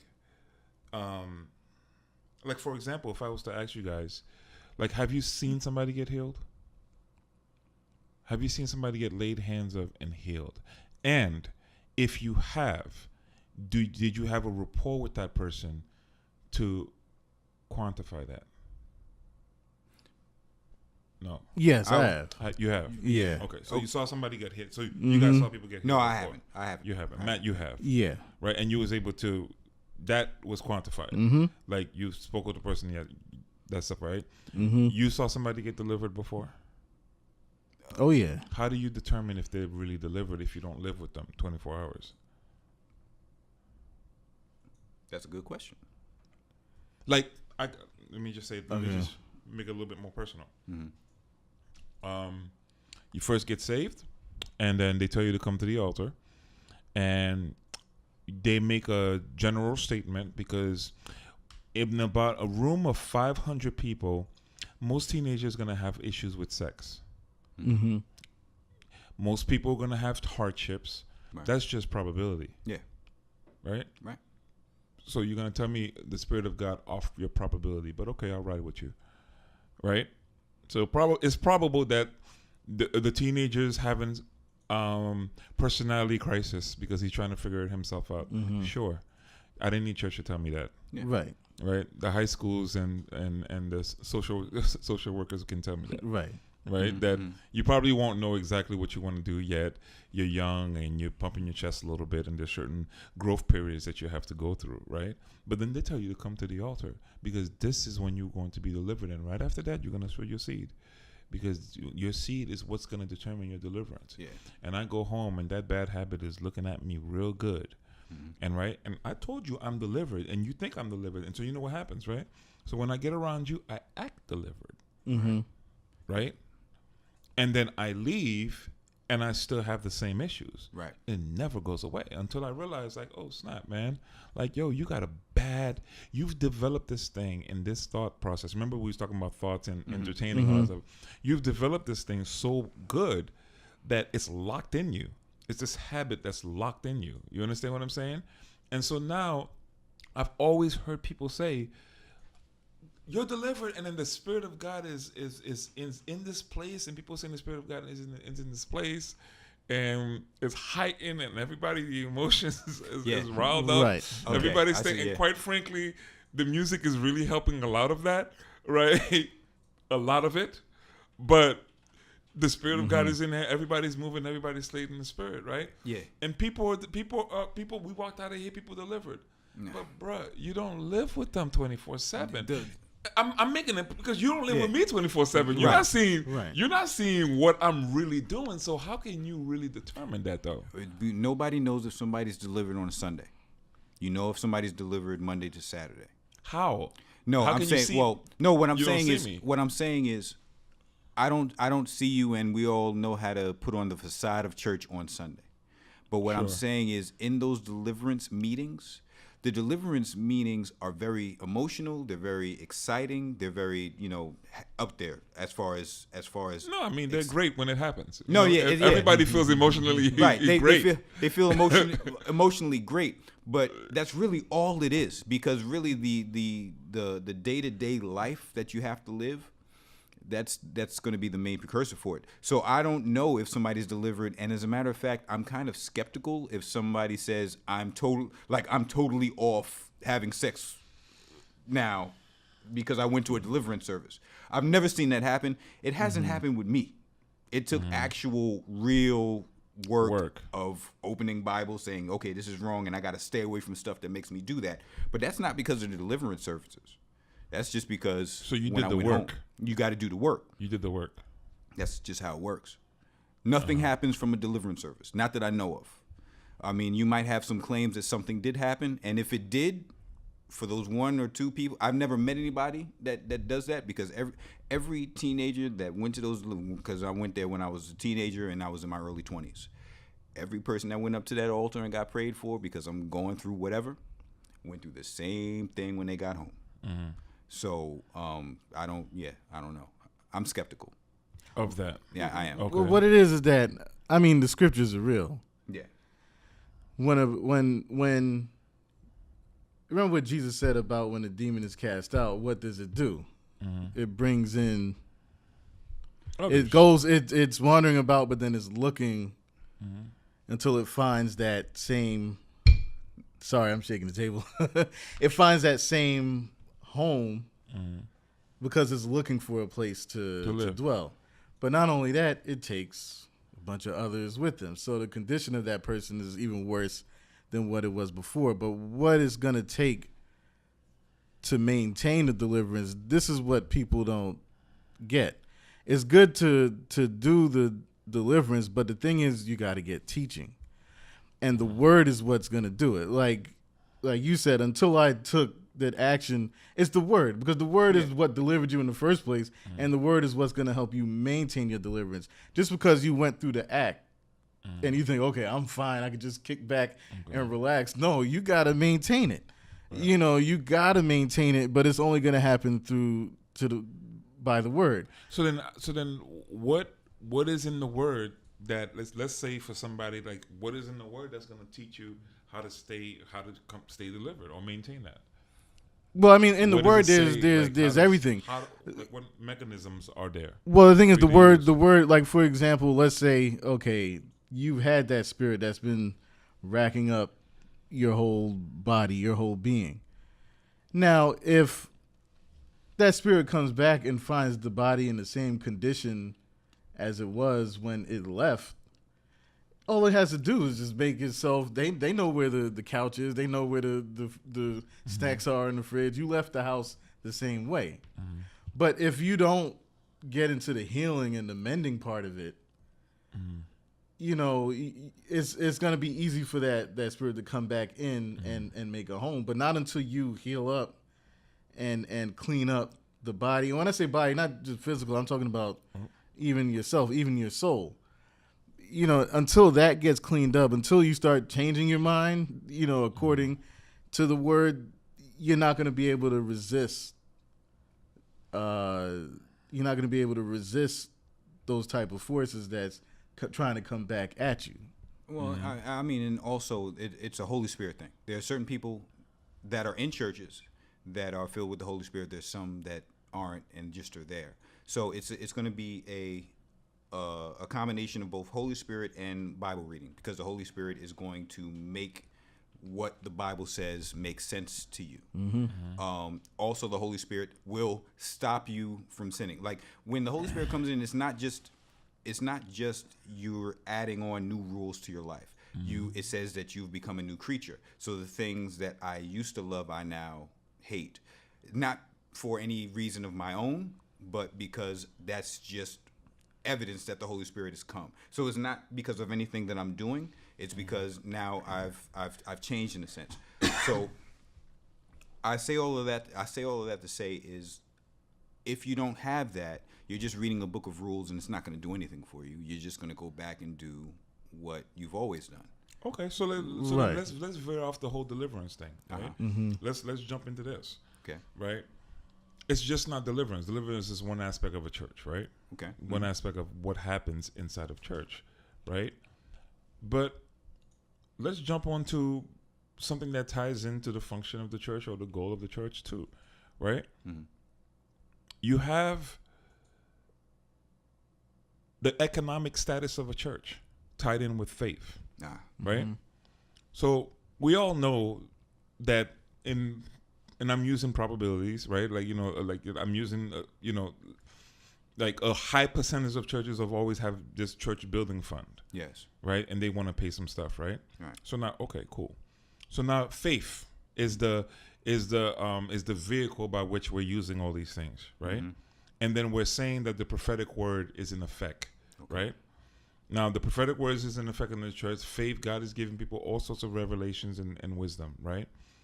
Okay, you're given all sorts of revelation and wisdom, and I'm going to throw out a couple of points to you guys. You could choose to tackle whatever you want. Okay.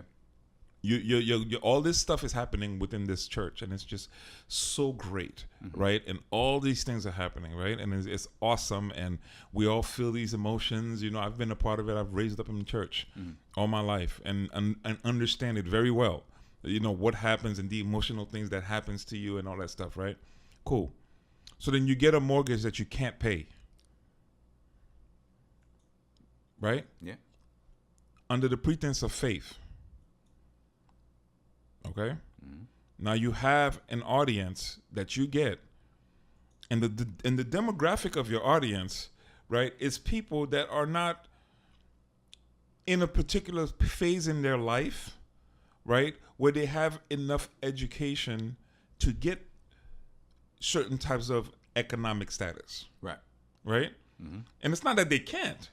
It's like we all have different phases that we go through. You know what I'm saying? Like, all of us is not rich.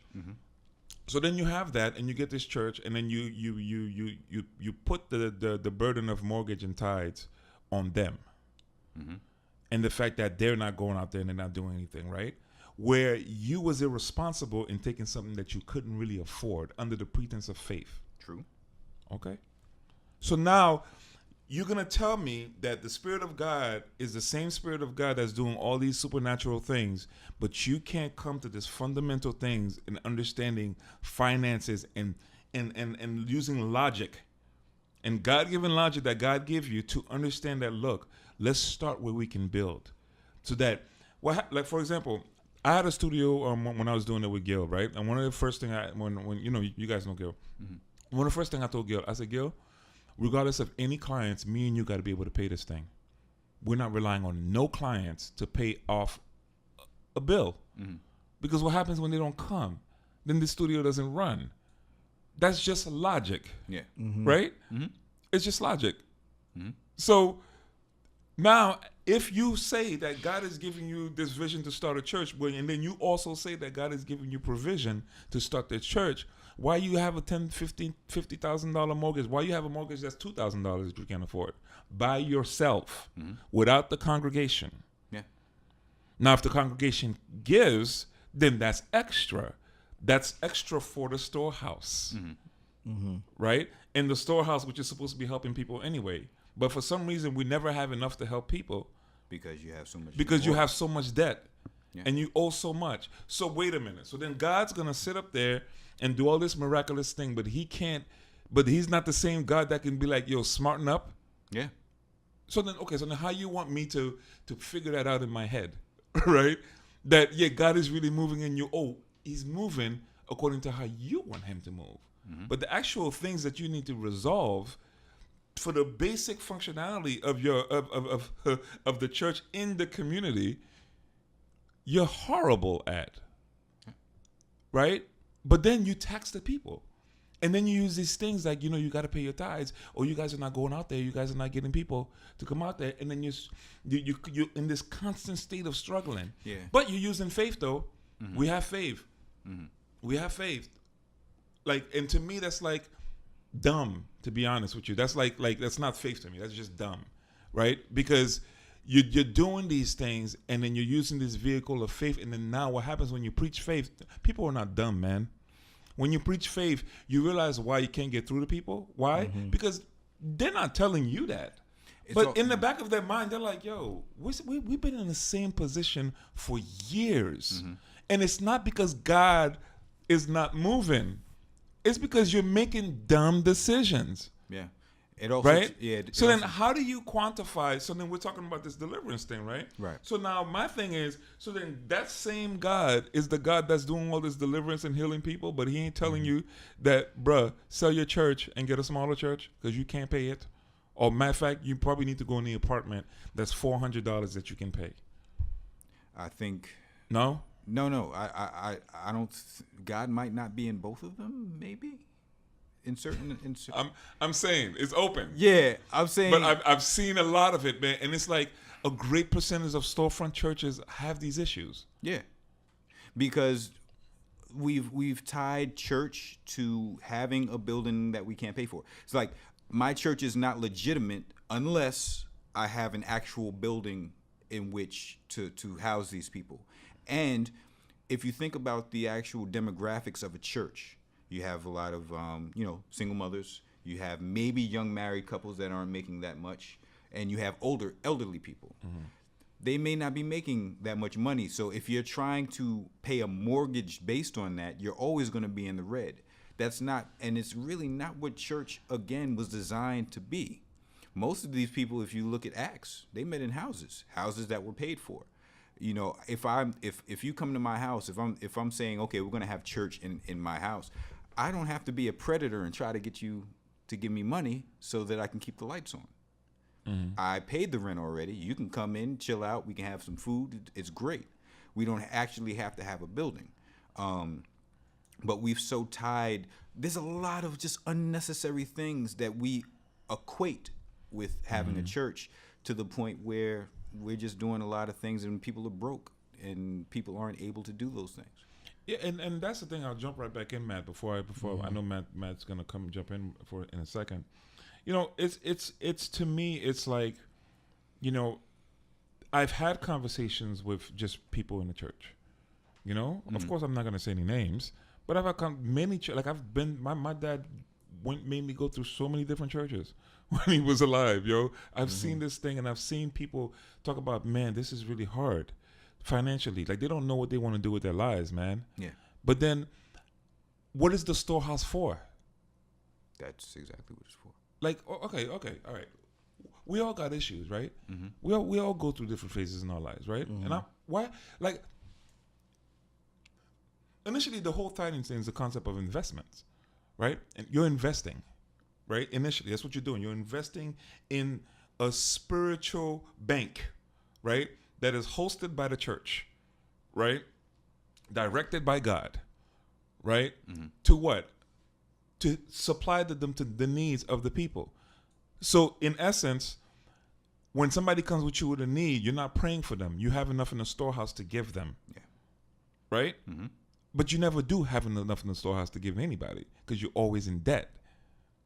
All right, let's you know what I'm saying? Well, like how does that work? Like, what are we tithing to, right? But also, you have to realize what that means, because that is one of the functions of the church. That's what the whole entire book of Malachi, you know, the book that they always like to go to. Yeah, you have the robbed reason me. the reason he said that was because it's like, okay, you got people that you're supposed to be feeding. You got widows and orphans. You got foreigners, and you have people that I've instructed you to save up some food for them, and the Levites. I'm sorry, that was the third. You have people that you are supposed to feed, but you're not.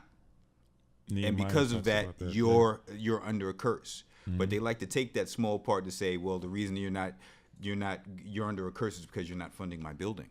Right. Which makes the church more, like I said, predatory. Because they're like a predatory lender. It's like, okay, give me money, or you're not going to get blessed, or your children won't get blessed, or none of these things are going to happen. It's going to be horrible because you're not funding my financial. Right. And that's the tricky part. That's what's tricky about it, because the concept of giving is a true thing. Yeah. You know what I'm saying? You have to give into something to get something back. That's like, you don't have to read the Bible to understand that. You know what I'm saying? Like, you sow a seed into the ground, you plant apples, you plant apple seeds, you're gonna get apples. That's how the system of the universe works. I'm gonna come back to right? Yes. Right? Okay. No, but like, meaning like we know about the whole thing of planting and reaping, like sowing and reaping. I'm sorry, right? We know about that. We know that, like, nobody's saved. Like, there are people that right now that understands that that's not in church, right? So you don't have to be in church to understand that concept. If you live long enough, you will understand it, right? in our relationship dynamic. Yeah. If I give into this relationship, I get more out of it, right? That's just how it works. So we know the concept of giving is true.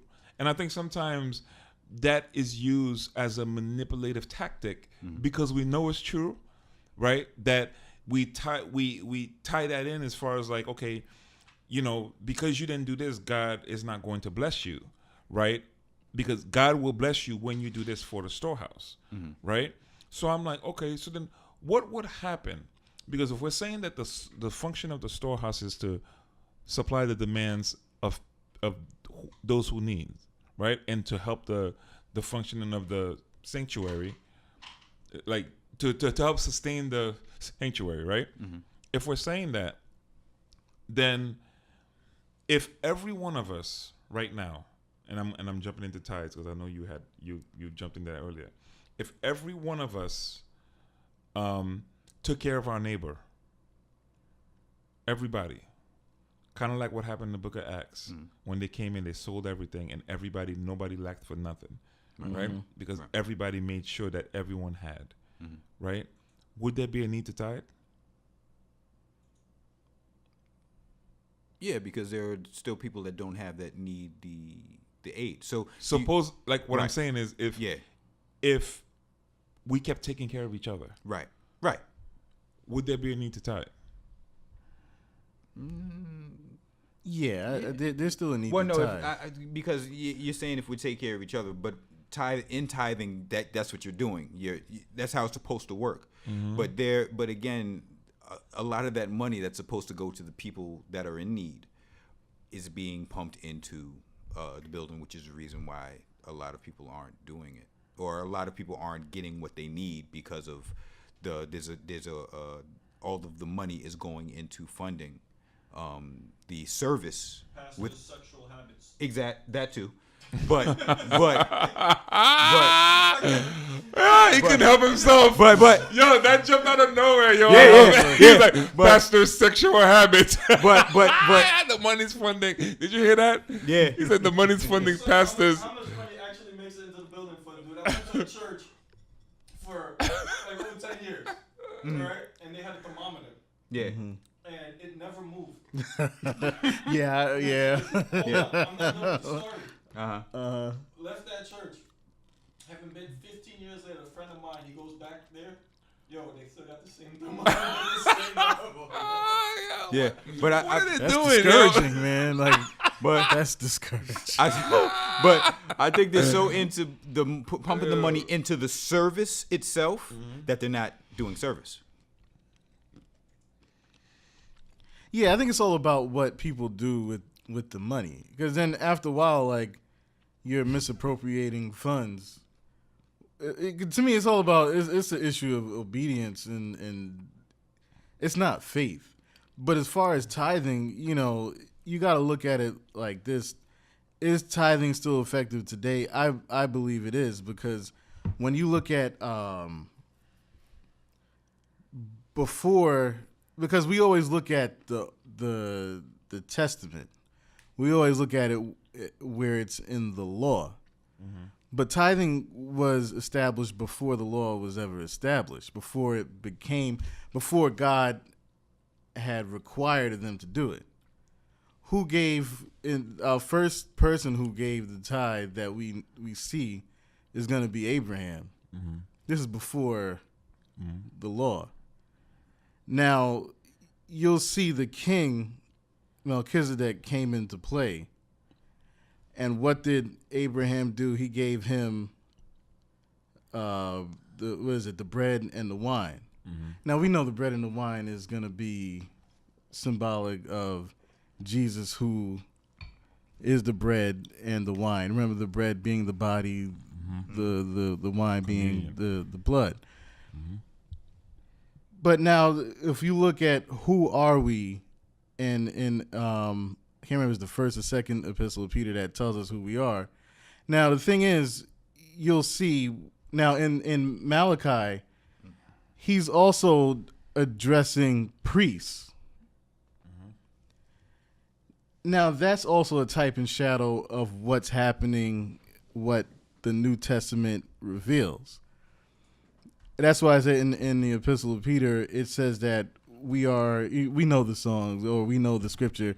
You are, a chosen people, a holy nation. But then he says we are a royal priesthood. Mm-hmm.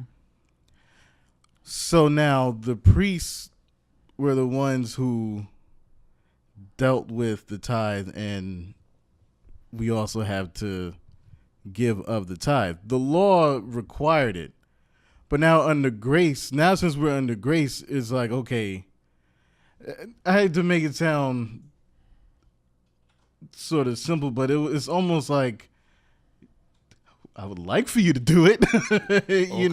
It's almost like again, we're not under the law, we are under grace. But the thing is the tithing is still effective today, because remember, it wasn't established in the law. It was established before the law. I agree. I can agree, although I can't prove it. Mm-hmm. Right? Because, that's a whole other, little point to go in. It's like, how do you even know that's true? Right? But let's I'm not going to go there yet. But I can agree that God's system is not flawed. Right. I can agree with that. I can't challenge that. Absolutely not. Right? It's not flawed. It's a perfect system. Now, let me take God out of that, because I've already established him as being not flawed, right? Now we come to here, right? We meet every single Sunday. Every Sunday. We sing songs every Sunday. We hear somebody preaching every Sunday, right? We still broke every Sunday. Like, can you name a church outside of the cathedrals that's a storefront church, right now, or a small church, right, that if I had to put like a little chart on their economic growth, has it really grown? No. Okay. You guys heard of planned obsolescence? Planned obsolescence. Let me read you what it is. Okay. Let me read you what it is. But we're in church every Sunday, right? Nah. All right. It's a policy of producing consumer goods that rapidly become obsolete and so require replacing. Okay. Achieved by frequent changes in design. Like Apple. Termination of the supply of spare parts and the use of non-durable materials. Yeah. Okay, let me give you this picture, right? Like yesterday, I was completely floored because I had no idea what this was. Right? And I'm watching this documentary, right? This short documentary here. Right? And guess who's the agent of that? Sean Fiku. Fiku. Of course.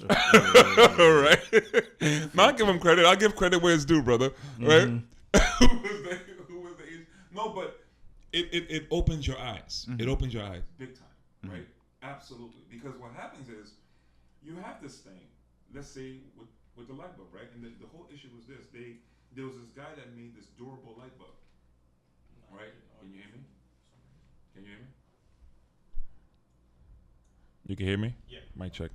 So there's this guy that made this durable light bulb that outlasted probably our grandparents, right? Or our great-grandparents, because right now it should be about 117 years old, right? It's located in Ohio in a fire station, right? They celebrate this light bulb that stays lit for 117 years every single year, right?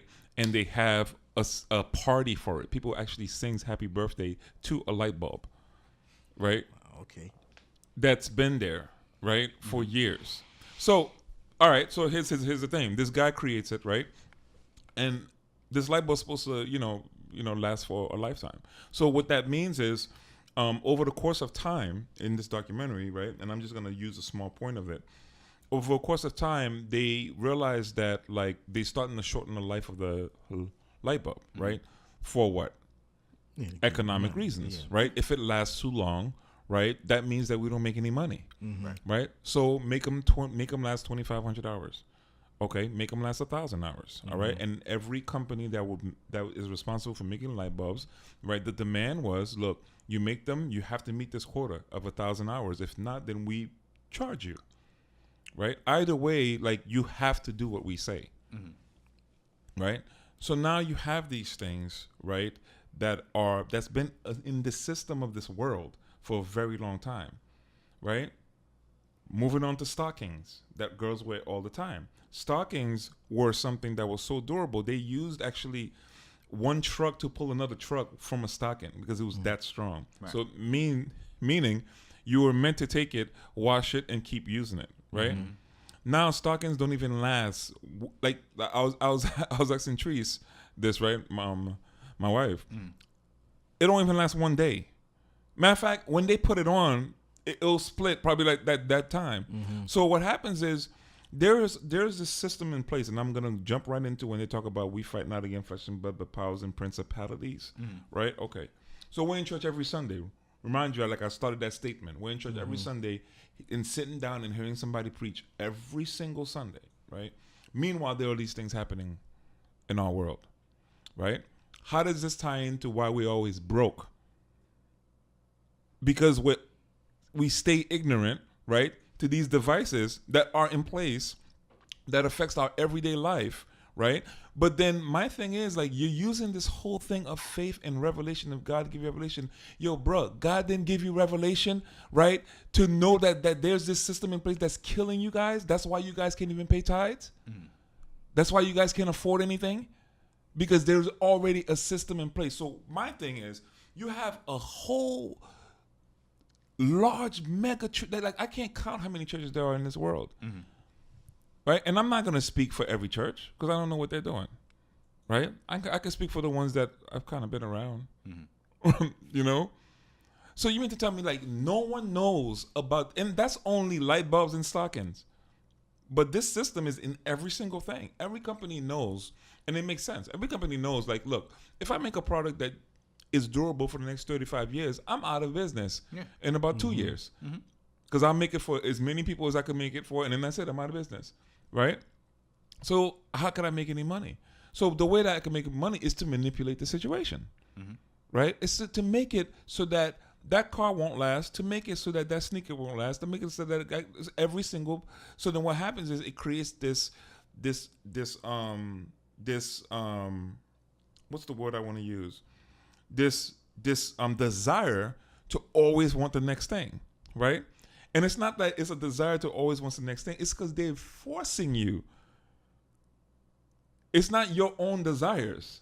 It's just you have no choice because you're not the one with the money. Right. And the one with the money, I have to agree with Trump, makes the rules. The one with the gold makes the rules. Trump was right in that. No, I'm serious. Look. Shut it down. Look, as much. Shut it down. You say he was agreeing with Trump? No, I don't agree. Take the black man suit off. No. You're white under there. Look. People want to say, pull my black card. Go ahead, pull my black card. But look, there's certain things, if you listen to what he's saying, one thing I'll give him credit for is because he's actually allowing you to see what's been going on for real. Right? And so what happens is, I can't get mad at the fact that, he got to the cheese first. He got to the cheese first. We didn't. You know what I'm saying? So guess what? He makes the rules. Him and a host of other billionaires sit up there and they make these rules. They be like, look, this is our company. We want our company to last forever for our kids. So what are we going to do? All these little guys right here, right? Don't make this thing like they're gonna keep going to the store and keep buying and keep buying and keep buying and keep buying and keep buying. Where in the world is the church? I'm sorry, guys. I'm sorry, but look. You complain about people not tithing. You complain about how much people have to rise up, right? But you are completely oblivious to a system that's oppressing your own people. But you want to preach to me every Sunday and tell me thus says the Lord on probability words? And this is where I go left. Because you're telling me this, because now I just take God he's not fallible. His system's not wrong.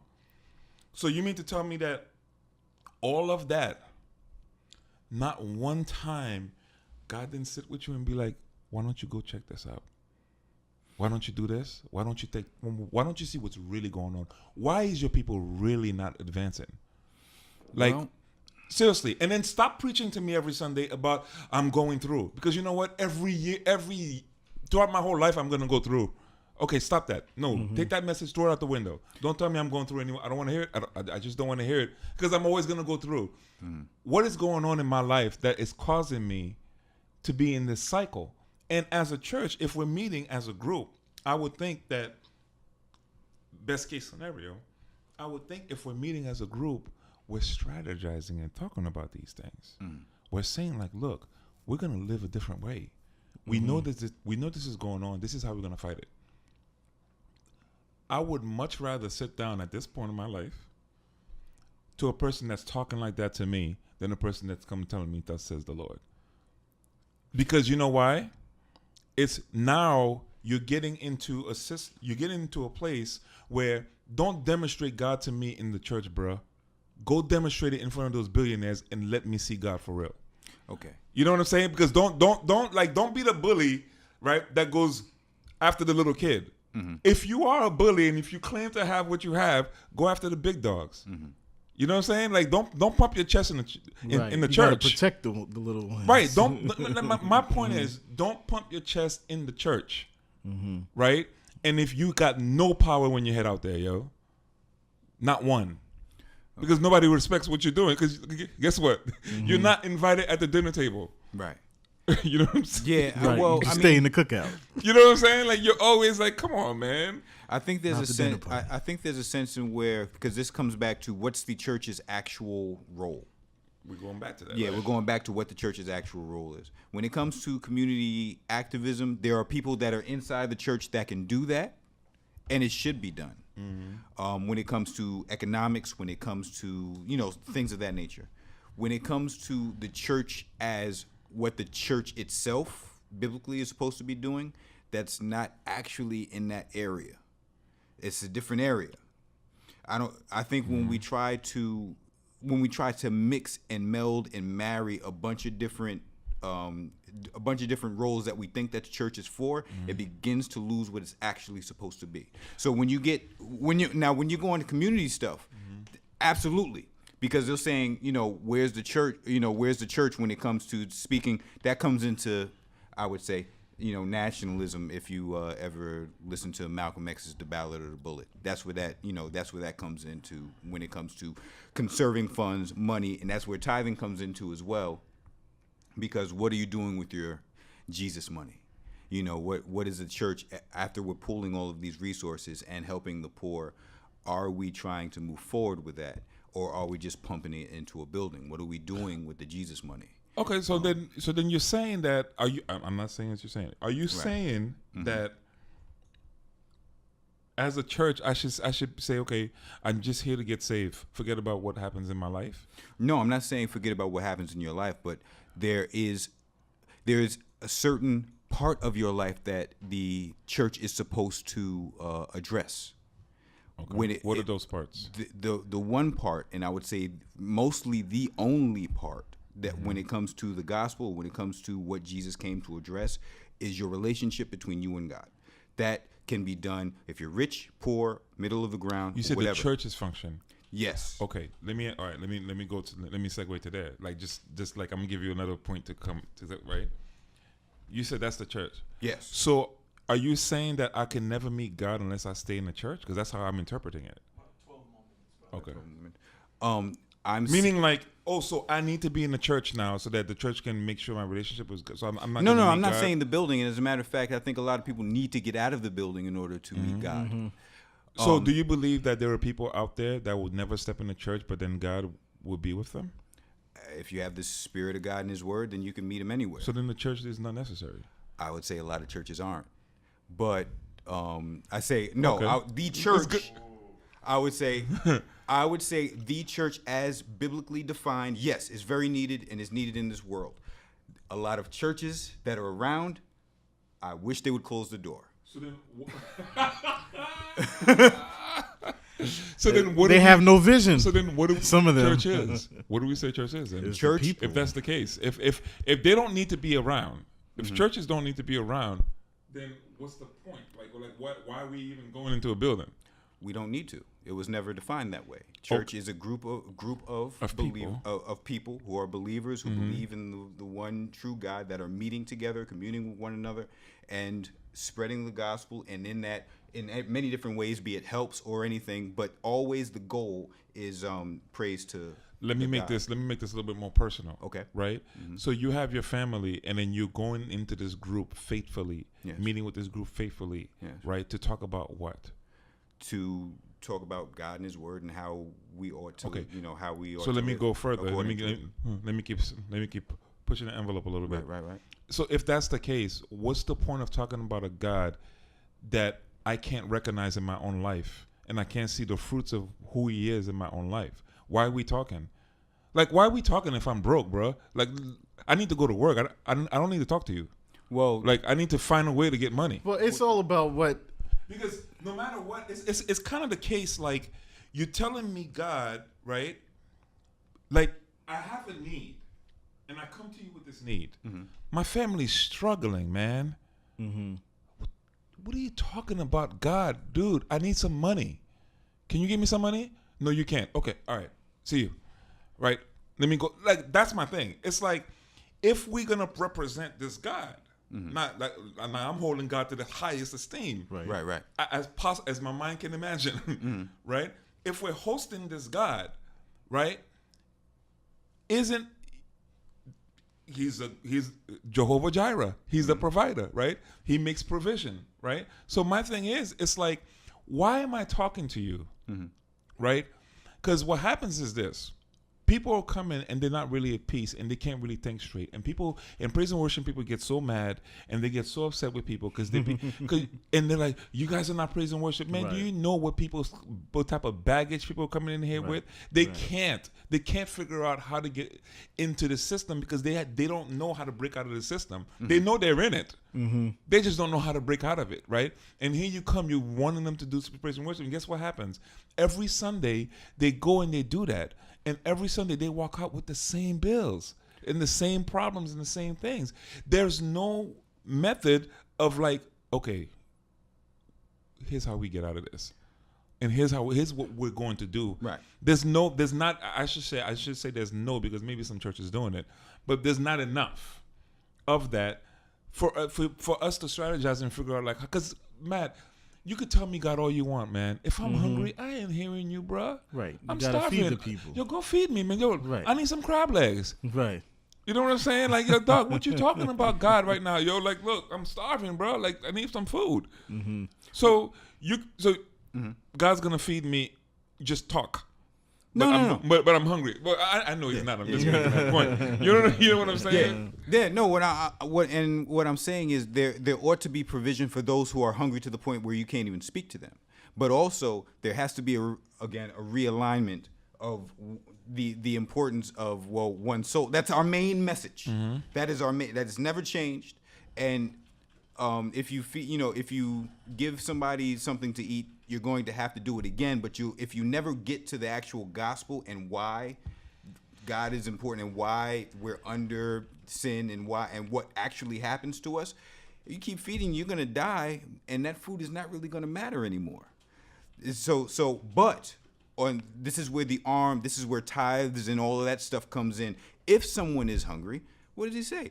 We're supposed to even feed our enemies, like, feed them. They need that sustenance, but it doesn't just stop at your physical need. It has to go to what you actually need, so that if you get what you actually need, if you don't get that food, I have God and I'm still broke.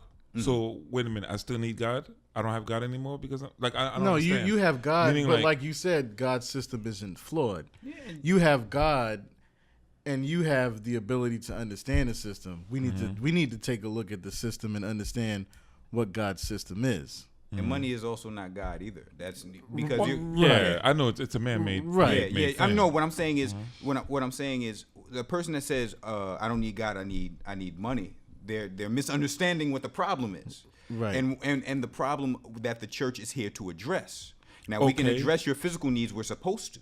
Okay. But that's not the main thing. What money answer for all things? Yeah. Yeah, Because you got to understand, my understanding of that is it answers all things, but it's not money, but it's the exchange. Money is just a form of exchange. So exchange is really what's going to answer all things. You're not going to get anything without an exchange. So, like you said, you reap what you sow. If this going to answer... What's the exchange? Well, the exchange has to do with, we look at, for example, faith. Faith is just like money. It is a form of currency. You want this, you put your faith out, you get it. You want apples, what do you got to do? You got to sow seed. This is the way God's system works. Now, I'll feed you, but I'm going to teach you a system that actually works. God's system, and he said this, as long as the earth remains, there'll always be seed time and harvest time. This is the way the system works. You want it, you're going to have to do it. The Bible also says how poverty comes. Poverty comes, and it's in Proverbs, poverty comes to those who do not pay attention to correction. Poverty and shame comes to those who don't listen. So somewhere when you look at poverty and you see poverty on people, somewhere down the line you gotta know that this person didn't heed correction. Now, what didn't they listen to? Maybe they didn't listen to God's system. God has a way of doing things that maybe you didn't pay attention to. You'll see that, and you'll see that. Real quick, because they had many poor people in the scriptures that really Jesus had no problem with. It wasn't because that was just their lot. And actually, if you look at Jesus too, it's like, but Jesus was rich. No, he wasn't. He was wealthy. Foxes, he sleeping outside? He was wealthy. Really? No, they had some. Okay, no, the people around him were, but he himself was not. Jesus was rich. He was wealthy. Because remember what the scripture says. It says he became poor. No. So that that through his poverty that we might become rich. Right, but I'm saying so the thing was poor. All right, he came in the form of man and he was God at the same time. He said, right? Now check it. Now you go and you say, "Bring me that piece of fish that you have, a couple of pieces that you have, and these 5 loaves of bread that you have," right? Yeah. And then in the front of the disciples' face, right, as you're breaking them, you're multiplying them at the same time, right? There's some serious math, ridiculousness that's you're doing going all on, 4 forms of math. That's going on. It's outside of the laws of the world. It's outside of physics. It's outside the laws of the world. You're multiplying something as you're taking away from it, right? So right there, I could argue that, wait a minute, that's not fair. He's acting as God. But no, he was demonstrating it as a human being that you can do this. Right. So if he's demonstrating as a human being that you can do it, that's a wealthy dude. He could choose to be wealthy when he wants to, right? Right. He could choose to demonstrate certain things when he wants to, or like, because no, he can. No, I'm not saying he didn't have outlandish power that was at his disposal, and there's some of that he put away. But he said himself, foxes have holes, birds of the air have nests. That's an interesting one, yeah. But the Son of Man has no place to lay his head. Yeah. If you have no place to live, you can do all this stuff. But he chose to take on that estate. I have a different take on that scripture too, by the way. But you got 2 minutes, man. It's all right. Well, you know what? We have 2 minutes. We have to end this podcast. It's spicy, man. Like, we had a wonderful time. My man Dwayne Hill and my main man Matt Smythe is in the building. This is the Uninvited, man.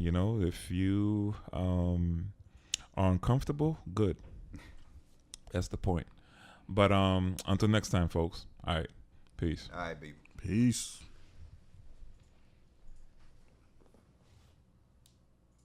Cool. All right, let's go home and masturbate now. Let's check out that prostate milk. Yeah.